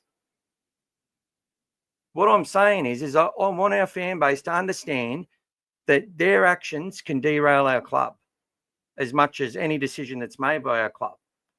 We don't have control over it. Yet a lot of our fan base in the history and a lot of the turmoil that this fucking media organisation tries to say that we're a club that has turmoil all the time and differences of opinion and hostile boards and all this sort of stuff. Where do you think that comes from? It's because our constitution has private members who get ratified, who vote the board in or can take them down anytime they want. And some people in that position wag that around and make that known. And they only need 100 signatures to call an EGM. This is why I'm always protective, because the worst thing you can do is stop your club and stop the people there doing their best for their club, right, by turfing them out prematurely before they've got to finish their job. And in my opinion, we've got a long way to go to reach our potential, which is a scary thing on how good we're doing when we haven't even played to our potential. The closest thing I saw to it was against the Raiders in the second half, but I must say they weren't at their potential when they played us. I'm going to protect this club the best I can, and if that means shooting down people's opinions, I'll fucking do it. And I won't apologise for it. Is Galvin our Cleary moment? I hope so. If we start losing as of now, the club and Galvin are under pressure. Simple as that. Who are they under pressure from, Mark? The media and our fucking fans. And this is what I'm talking about. If you're going to say that it's fact, that it is fact that the pressure will come, the noise will get louder, because that's the narrative that they want. That they want nothing more than the Bulldogs to fail. It's what they want. And it sounds like you're quite happy to entertain that narrative because you're pushing it. And I'm asking you not to. You can do what you want. It's up to you. Me and Mark, we did get married once. We got divorced a few times, but well said. I think a little bit more before I type. I love the doggies and I trust the process. Thanks, Shane. I really appreciate that, mate. We've got to be who we are. We are ourselves. We're raised by different people. I get that. But when we do things, everything action has a consequence. If we go out there and start fucking driving the narratives forward that we know the media are going to drive, it's still cliches, Mark. It's still They're just narratives. They're not actually true. You make them true by drawing the lines together. And then when people jump on that bandwagon, it can destabilise the club. We're on top of the fucking ladder. Great. Did anyone think we were going to be on top of the ladder this season? Well, if you believe that, I think you're full of shit. I know you didn't anyway. But if you're either just really staunch or you're lying to yourself. But we are. And if you did believe it, and you honestly did, well, you were right. We're on top. And for that, that's great. But I still think we're way off. And I'm not talking about our personnel. I'm talking about our experience, the way we come together and actually dominating a game for 80 minutes. I think the closest we've seen to it is the Cronulla game, from an end-to-end performance against good opposition that were weakened by 2 injuries that they got during the game. See, I don't forget the adversity other teams suffer when we play them. Never have and never will. We've had our own adversity, but other teams have had that against us. And nothing's come easily. So I don't take where we are for granted at all. And I know that this situation around Galvin is business as fucking usual. If you're going to tell me that players in our club, that we've retained our top 30 in any season, you'd be wrong. You'd be lying. We've lost players every single season since I've followed the team and club. Players have left our club. And as the game's got older and I've got older, that's happened more and more frequently. Big turnover of players. They've all got to play through that. Always. It's a condition of their job to play through that. And if you make excuses for it, like, oh, well, that's because we signed Galvin, all you're doing is alienating that player. And you're validating that fucking rhetoric, which isn't true. That's a fact. And I'll spit it out to the day I fucking die. You're bloody helping the media disable our club by giving it air, by telling people, by creating these narratives. Oh, we're going to lose this player now. Look, and I'm glad you feel that you can come here and feel safe enough to express your opinion and whatever else and be who you are. That's fucking great. We say things, we agree, we disagree. But don't sit there. I won't fucking cop it, mate. For me, you're not just giving your opinion. You're actually trying to create a narrative to stir up shit for the club. And whether that's just to get me to bite, I think sometimes that might be the case. To get me to shoot it down. G'day, Tony. Sorry, Mick, just joined now. Any news when Galvin is official? I heard a little bit of a thing today that he'll be training tomorrow, but we don't know if that's real or not. There was this thing floating around. Giuseppe, Willie Mason said something he's potty that some fans need to understand. The club isn't building to win a comp for just 1 year. They're building to be that picture for the next 5 to 10 years and longer. 100%. And I've said that from day one. If they're not going to, if they believe in their mind that, look, we might not win this year, we cop that because we want to help us win for the next 10 years. It still might not work out, but that's what their goal is, and that's what their aim is. You've got to have the goals in place, and you've got to have the how to get there in place. If part of that how to get there is to get some of the best talent that they believe in the NRL to your club, well, that's what you're going to do. And that's what they've done. It could break his fucking knee tomorrow. Like, look what happened with Luke Thompson. 800 grand a season for 4 years. What did he play? 6 games? Doesn't work out sometimes. Gus has previously said that for half from the age of 25 plus, They come into their own as a dominant playmaker. Yeah, he said that for years. And he said that the stress is that all our best playmakers are all fucking 30, 35. Cleary and Luai are the only sort of ones under 30, which are, and you'd have to say Mitchell Moses, who's right on 30 now, still looks young, are the only dominant halfbacks.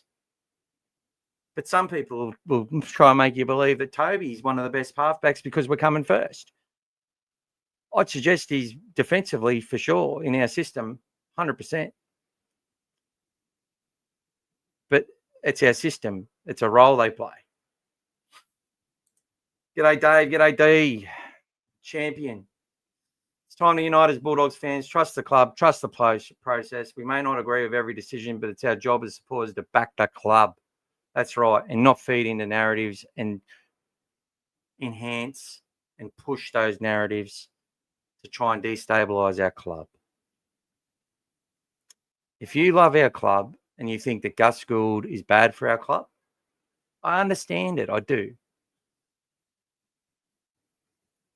But you're going to do more harm than good.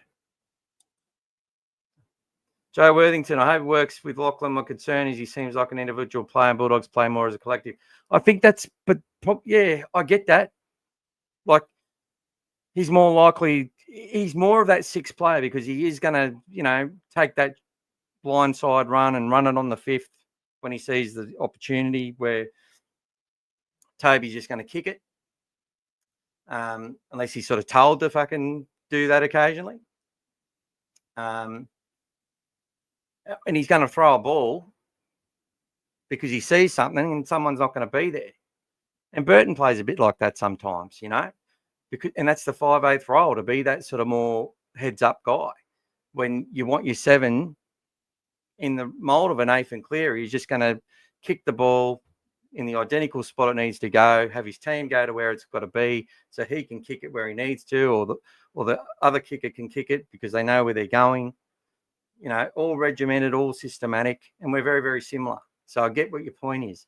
I think the idea is for us to have better quality players who can influence the scoreboard more often, who can break the line, who can create overlaps. And I'm sorry, tell me when Toby's been doing that. He's been trying, and he's had some great fucking moments, and he's done a lot of his job really well. But how is he influencing the scoreboard and getting the scoreboard ticking through his actions? As part of a collective, yes. But part of his creation, not so much. And I think that's what a lot of people can see. But that doesn't mean he's not a good halfback. That just means he hasn't evolved into that yet. And I'm sure he's got that in his game because I've seen it. I actually seen it when he's playing in Queensland Cup. I saw him scoring, tries from halfway when he was playing in the Gold Coast lower grades. There's shit he can do. In that grade, he was so confident. It was easy for him. Confidence is a thing which is hard to maintain. It's even harder to keep. Couldn't agree more about your comments about MX King. I think next year with Hayward at hooker will offer more spark and variety. And I feel Mahoney is 95% defensive. He hardly ever runs down. Yeah, he has never really run. And he actually ran a fair bit in his first season with us because he actually wanted to be more of a creator. But with the way he plays and the effort he has to put in, it does open him up to more errors. And, he had a few bad games against his old team and where they really hassled the hell out of him. But look, I really like Reid Mahoney. And I think he's done a lot for our club. But Bailey seems to be more of a natural footballer and seems to have a fair bit of time when he does things. He sort of looks up and sums things up a little bit more, I find. And it's more natural to go one way or the other. I could see Reid, sometimes trying to fake one way and go the other, like Api Coruscant does it on his ear. And you can see Reid wants to do that. And I've seen in his game where he wants to be a bit like a Cameron Smith. But he just doesn't execute it the same way. When he just throws it off the deck, puts the ball on the advantage line, we're at our best. And I think that's why he doesn't run the ball much. Be real worried of the Bears targeting Hayward if we don't lock him up long term. He'd be a great get for any team. Really rate him as a player and clubman. Yeah, and look, the Guru and that was saying that as well. People are naming Perth sides and who they target. And any of those players, if I was, I'd be targeting Hayward. I'd be targeting Preston.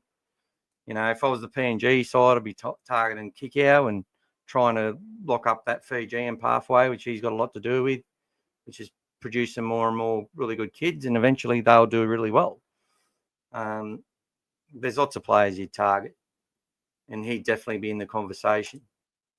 We will trust whatever Ciro and Gus are doing. It's about long-term sustainable success. Woods is named in the Jersey flag team again this weekend. That tells me it's about long-term success. 100%. G'day, Paulie. We have all done is sign a young player. All we've done is sign a young player. Melbourne signed Polu. Exactly. Hope it doesn't derail their season, Paulie. You know, the player we were supposed to sign. Hope it doesn't derail their season. All I was meaning with my early comment was that competition is super close. A team can go on a run or drop a handful of games, especially with teams more affected during the origin period. Yeah, mate, and that's why I've been talking about Parramatta. I think they could make the 8. And you're 100% right. And even as I was saying what I was saying, I was like, the Dolphins are actually in a better position than some other teams. But, you know, I went with the cliche. They were desperate. It's all narrative to overcome the loss.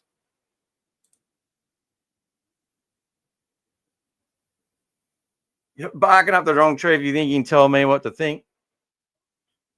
I'm not telling you what to think. I'm telling you what I want Bulldogs fans to fucking do and what not to do. I got no control, but I can say whatever I want. And I will. If you're going to try and destabilise our club, I'll fucking say that I think that's what you're trying to do. And if that's not what you're trying to do, well, that's what you are doing. There's a whole bunch of players a whole bunch of fans back in 2023 who are planning to meet up where John Curry goes to put, you know, to show him. There's a whole bunch of them. There was about 50 people who were going to go to show him, to make him think that all these fans were planning something, to put pressure on the club. This is a shit that starts happening when rhetoric about Phil Gould, and they were saying stuff back then that Gould was on the take from player managers and shit. People making up rumours that weren't true. So when people create narratives, whether they think that is in the best interest or not, I'm going to tell you, in my opinion, when you sit there and create narratives that the media are also creating in a similar type of way, you're adding pressure onto our club and onto our fan base. And I'm here to get fans to see some of the facts and to hear some of the reasoning and rationale behind what I think. And I'll do it till the fucking cows come home. I couldn't give a shit.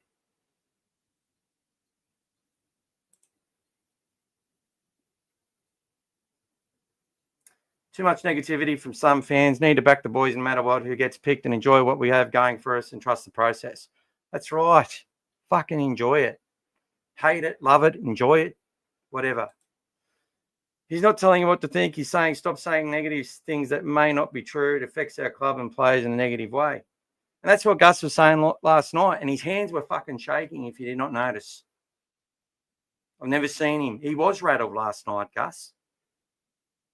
He doesn't like people sitting there, and nor should he. And he's getting older. Not everything he says is right.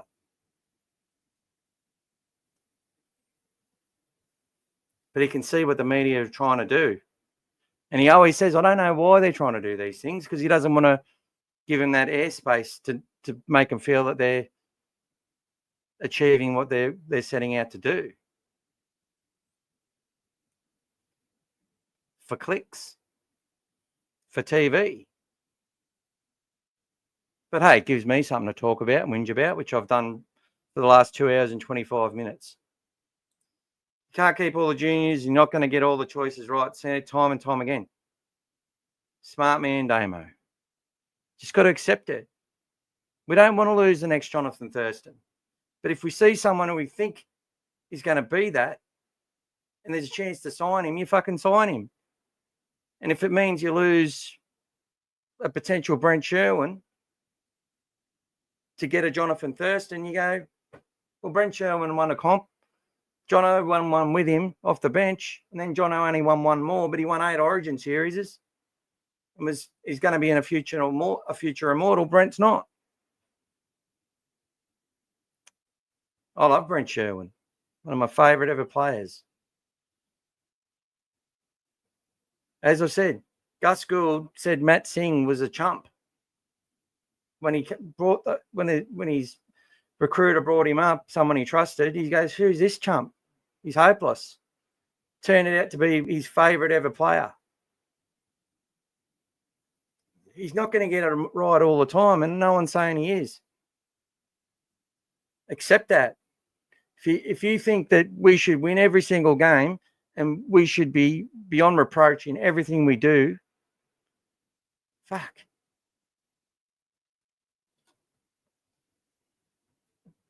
So you win some, you lose some. Sexton will be grateful. You can't say it's not true. On the balance of probabilities, it's likely though. Why? Why? We just went through this, Mark. People, so you think that Blake Wilson is any different? The best winger in the club? Well, I think he's a great player, Mark. I really do. Sometimes I think you might be right. But what you think doesn't matter as much.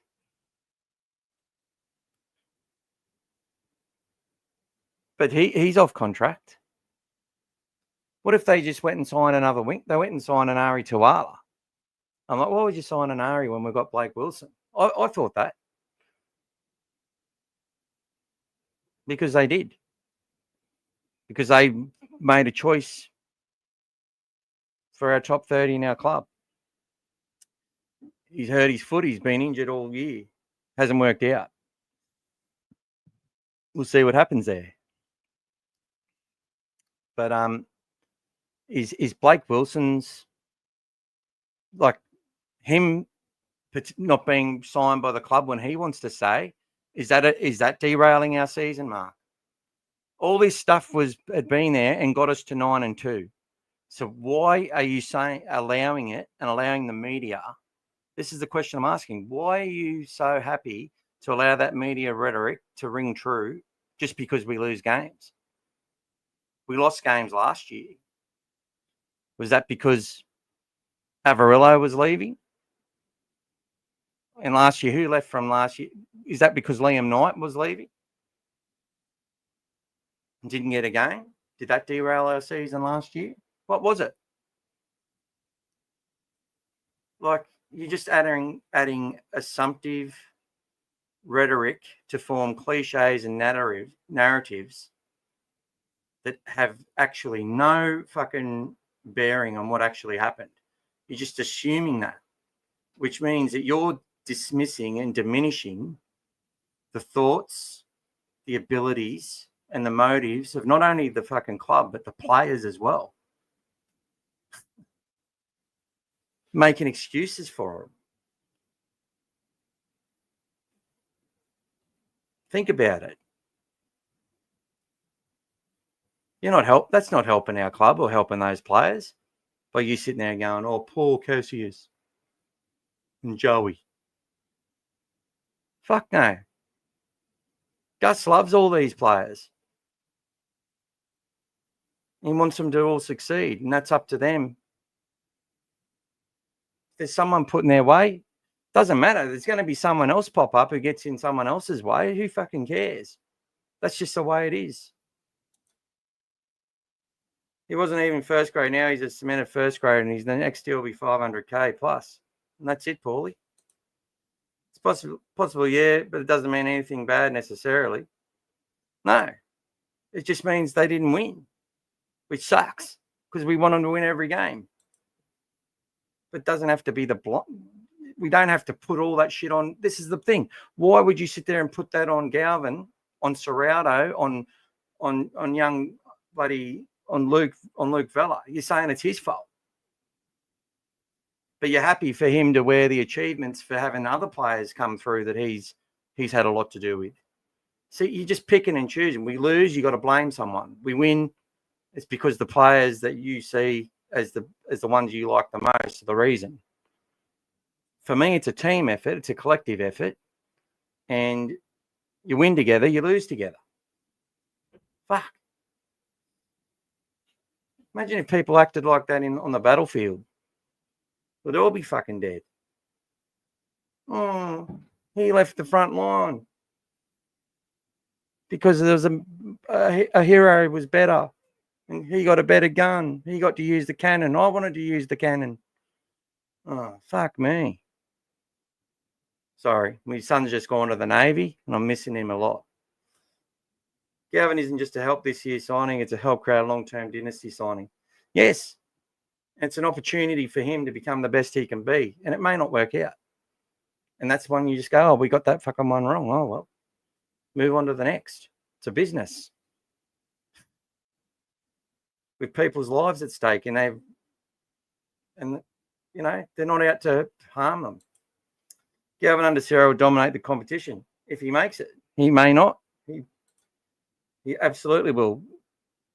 See, I look at Mark here and I look at Paulie here and go, who knows? We'll see what happens. He's small, could do a hammy, an ACL, who knows?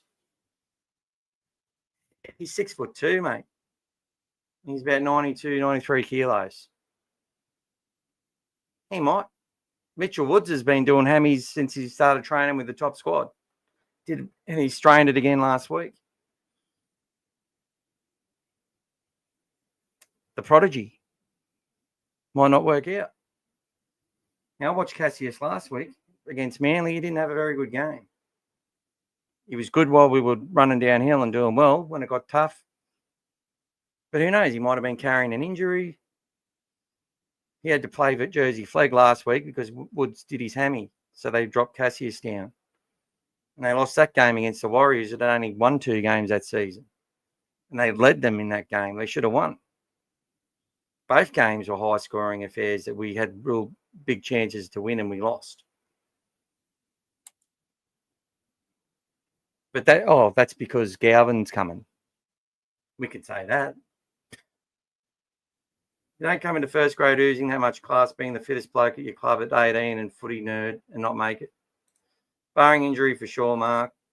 Like with Carl Olawapu, Carl was special too. Tigers had a lack of options. We do. We don't, I think you mean. We paid $750 for Carl Olawapu, and in fact, we ended up paying him $1 million overall. He was on $250,000 a season, and we paid $500,000 transfer fee, which wasn't on our cap, on our main cap. So fucking what? Didn't work out. It was a calculated risk, and it didn't work out.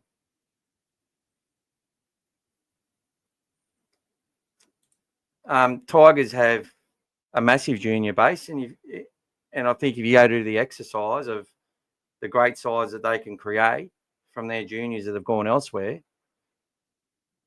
see, they don't have a lack of options. Jerome Luai's at 7. They got Appy Coruscant at hooker. They got some good players in their side.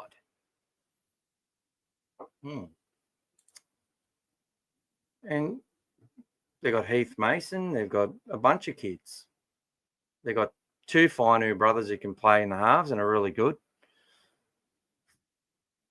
But anyway, I think it's something that was mentioned about Montoya. Carraz compliments Montoya at the beginning of sets, bringing the ball back on kick returns. Montoya and Carraz have that 1-2 punch.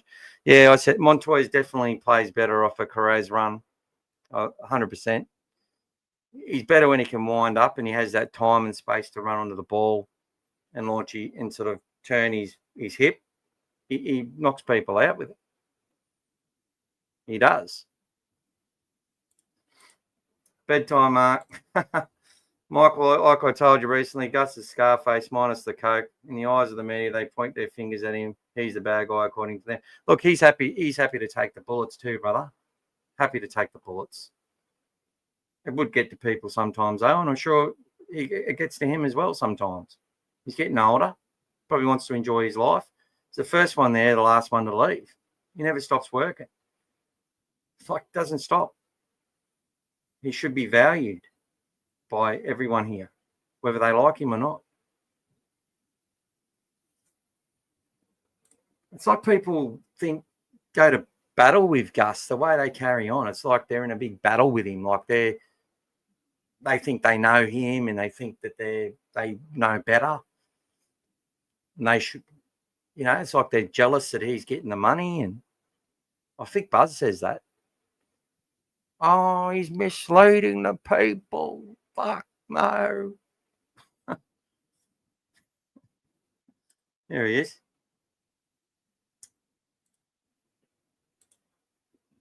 Oh, fuck. How many messages have I missed? Sorry, I don't know if I'm going to get to everyone. The mob boss of Belmore. We have Tuala as well, 100%. Mix the capo. We're going to lose most of our juniors. It's just going to happen. We can only have 17 players in the NRL, 30 in the top 30. The good ones will play 200. We'll be a feeder club to PNG and Perth. We will. And that means we're doing our job. I actually said that to John Curry the other day. So it's just so great to see us able to provide good players on more money, on enhanced careers to teams now. Because if you go and look at all the players that during our bad run, the majority of them left on less money or didn't get another gig. No one got Kieran Foran went from $1 million to 300 grand at Manly. We offered him 300 to stay. The NRL have validated that because of the amount of games he missed with his body. They ratified that contract.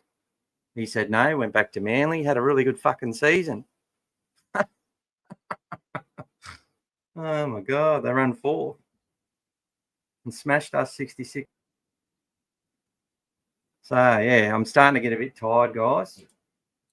Hope we aren't feeding PNG and Perth. I think we will, Timmy, and that's why we're signing these young players, and that's why we can't commit to players we know are going to make another 1,000 tackles every few games. There'll be other players we love too that are going to smash their bodies up over the next 12 to 18 months under our system to try and win games. And they'll have to go as well. I'm not going to start naming names, but it's just the nature of the business.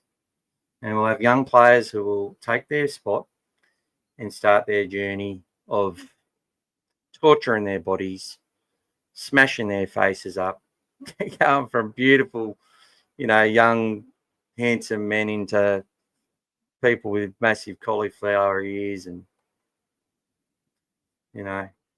numerous operations. It's a tough sport. It's fucking hard. And we should respect them all for what they put on the line. Being a development club means our juniors will go, but we'll always have a fresh crop coming through. The idea is you have so many good ones there that you've got a choice to make. At least you've got the opportunity to get the best of the best. And that's every club is aiming to do the same thing. Except some who are worried about their jobs and want to win games now to keep their jobs and then think about the development later. And meanwhile, some of their best juniors are being stolen from right under their nose. Like St. George. Fair enough. I'd like to see more Fijians in the outside backs or forwards coming through like Kickout and Jethro. Yeah, well, look, Fiji's been providing a lot of quality players for quite a while now, and they're getting stronger as a nation in rugby as well as rugby league in the 15-man game as well, not just the 7s and the 9s. So, yeah, I expect to see that continue to evolve. And Canterbury are actually a huge part of that pathway developing, and we've got a partnership with them now. And the partnership isn't about us benefiting right now. It's about the game benefiting and Fijian Rugby League benefiting. That's what it's about. That's an investment in the game more so than just an investment in us. But hopefully over time it will reap some sort of reward from it. Yeah, Penrith, look, I knew Penrith were going to lose that game during Origin against the Knights. It was one that I picked right. And yeah, they're going to struggle, I think. They need to win games like that. And I'll be very interested to see the game between Para, and I think it's Para and Penrith this week. This is going to be a blockbuster, in my opinion. I cannot wait to watch this match. Exactly. They've got juniors that are going to be better for the run. They just had too many to put in at once, and they've had too many injuries.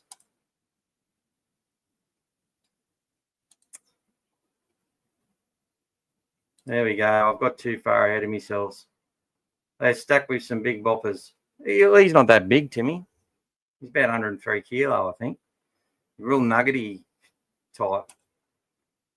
Mick and Mark, make up and look forward to catching up with you both at the Kingsburg. We'll be there, bro, but don't you fucking worry about that. We've got our flights booked. We might not sit together, though, because we'll drive people nuts.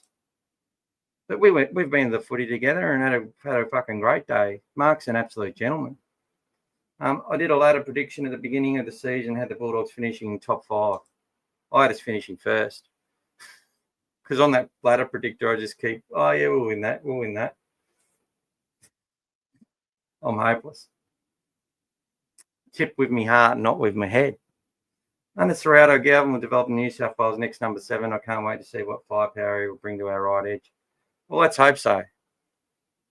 I'm not going to put that pressure on him, but let's hope so. Talk to my neighbour. He's a Bulldog supporter. That Gavin overrated. Said to me, I don't want Galvin to the Bulldogs. I agree with Bulldogs. Yours sincerely, John. Oh, thank you, John. It's all good, Timmy. We have a love relationship. We certainly do. Toby played with Sam Walker and Reece Walsh and Australian schoolboys coming through. There you go. I caught CJ in action today, and his team is competitive for most parts of the game. That was a bad period in the game. The opposition team dominated. CJ bagged a try at the end of the game. He's really good at getting a try, I'll tell you that much. He knows where the try line is. They've found it difficult to combine. And that happens a lot in schoolboy football because they're all trialling for positions in the combined high schools team, which they're all aiming for, dreaming to get into that spot. And sometimes they can venture into things as individuals and not combine the way they need to. Throw that pass they shouldn't throw, or not throw the pass they need to pass, not come together in defensive patterns the way they need to. Get their head, start thinking about what they want to do instead of just going out there and doing their job. I've heard a lot of stuff about that with from coaches and stuff. That's one of the challenges of bringing those teams together. G'day, Luke Tomo. It does look pretty filthy. Gus on TV saying how good he thinks Galvin is. Galvin then crowbars himself out of his contract and goes straight to the Dogs. I'm not saying anything happened. It does look really sorry that. But honestly, Gus has said great things about so many players in the game, mate, who are contracted while he's been the Penrith CEO, while he's been the Bulldogs CEO, not CEO, head of football and all that sort of stuff. If we didn't get Galvin, they wouldn't have said a thing about it. They just would have let it go. He couldn't say the truth that he was interested. People know that he's interested. He basically said it. One day I expect that we'll be interested in signing this kid when he's available. In 5 or 6 years' time, I'm probably going to sign a record contract of all history, is what he said. And he's allowed to say that. But anyway. Hey, Scotty. I'm satisfied with 2 losses halfway through the season. 100%, brother. We lost because our whole forward pack was either injured or suspended. Curran had 1 game back. It's not hard to see why. There you go. Pop Scott, thanks for being a member, my friend. As much as I love Gould as a talking head, I think he needs to pull back a bit on the broadcast duties. Now we're at the top. They'll target us and Gould. Let's just focus on building a winning club. Yeah, I can see that point of view because of the outside noise it directs at us. But the idea for us is that we don't allow that noise to stop us believing in what the club's doing. And what I always say, we might as well believe in what they're doing. And a lot of us said a lot of stuff. Oh, we want to Mick Potter and that we wanted to keep Jake Avarilla and we wanted to keep all these players, JMK, and all these players have moved on. A lot of players that we liked. Things were tough early, but look what's happened over the last 2 years.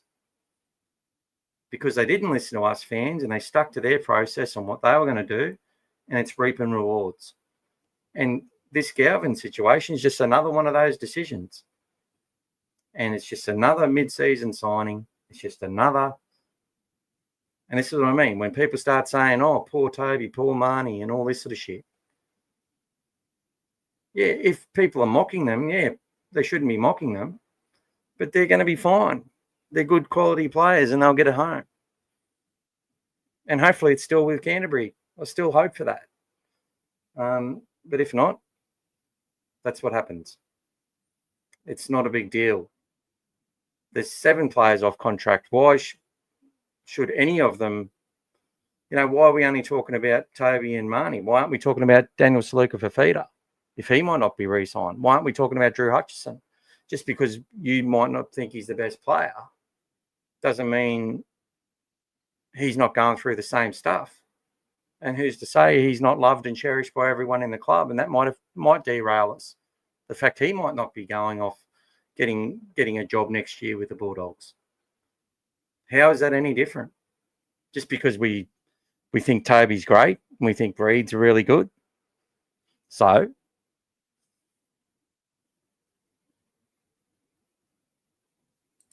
I do get it though.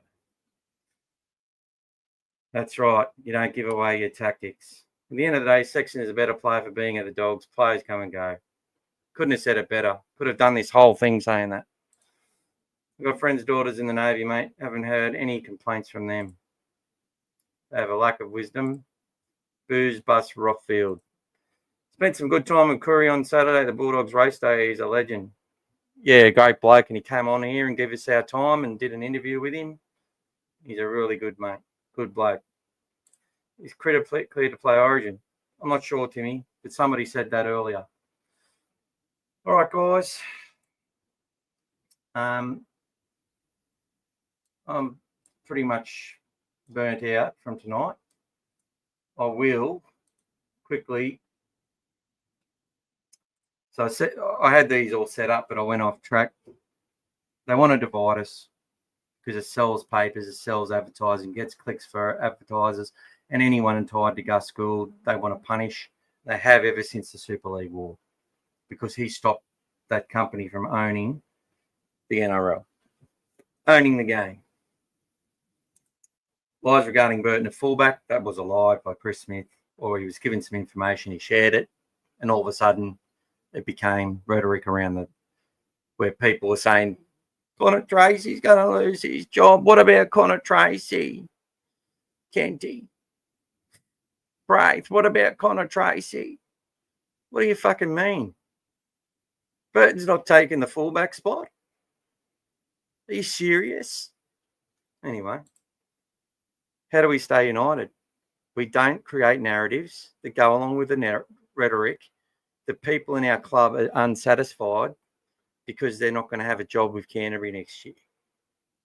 Because that's the same rhetoric for every single club, every single year, for any player off contract that may not be keeping his spot. And that could be, and they're all mates, they're all friends for the most part. So it's no different. Don't let them defeat us. What if our club loses a lot of matches from here? That just means we weren't good enough to win. Maybe we had more suspensions. Maybe we had more injuries. Maybe all the extra hard work that we've had to carry because of all those players being out comes back to bite us. Maybe it is because some players lose some form. And it could be Sexton. Maybe Galvin plays and doesn't gel with us straight away and we lose some games. Doesn't mean it's his fault. It doesn't mean it's the club's fault. It's just what happened. And we shouldn't blame. We should understand there's a bigger goal in play. And that's long-term sustainable success by getting the best young talent into our club and feeding and developing players to be the best that they can be and keeping the ones that we think are going to give us the best chance to be a championship club for multiple years. And that's it. 5 more comments. Fuck.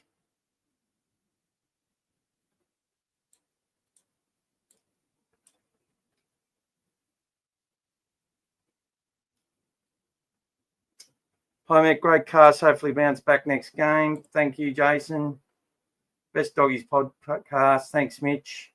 Much appreciated, mate. I think maybe 2 more years for kicks, then give Hazer on. Yeah. What'll happen, Tim, just on that, because I want to talk about the system at some point from what I see. Kicks is the number 1 second rower in our team, probably on a lot of money, which cuts into our prop money that we pay a little bit. Jacob Preston will evolve to be the number 1 prop in our squad. And whoever the next one is probably someone that's not in our team yet.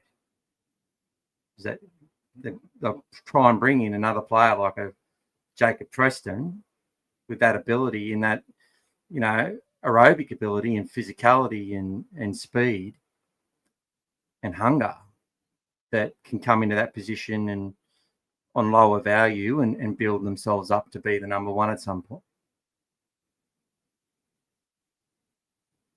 That's how it seems to go.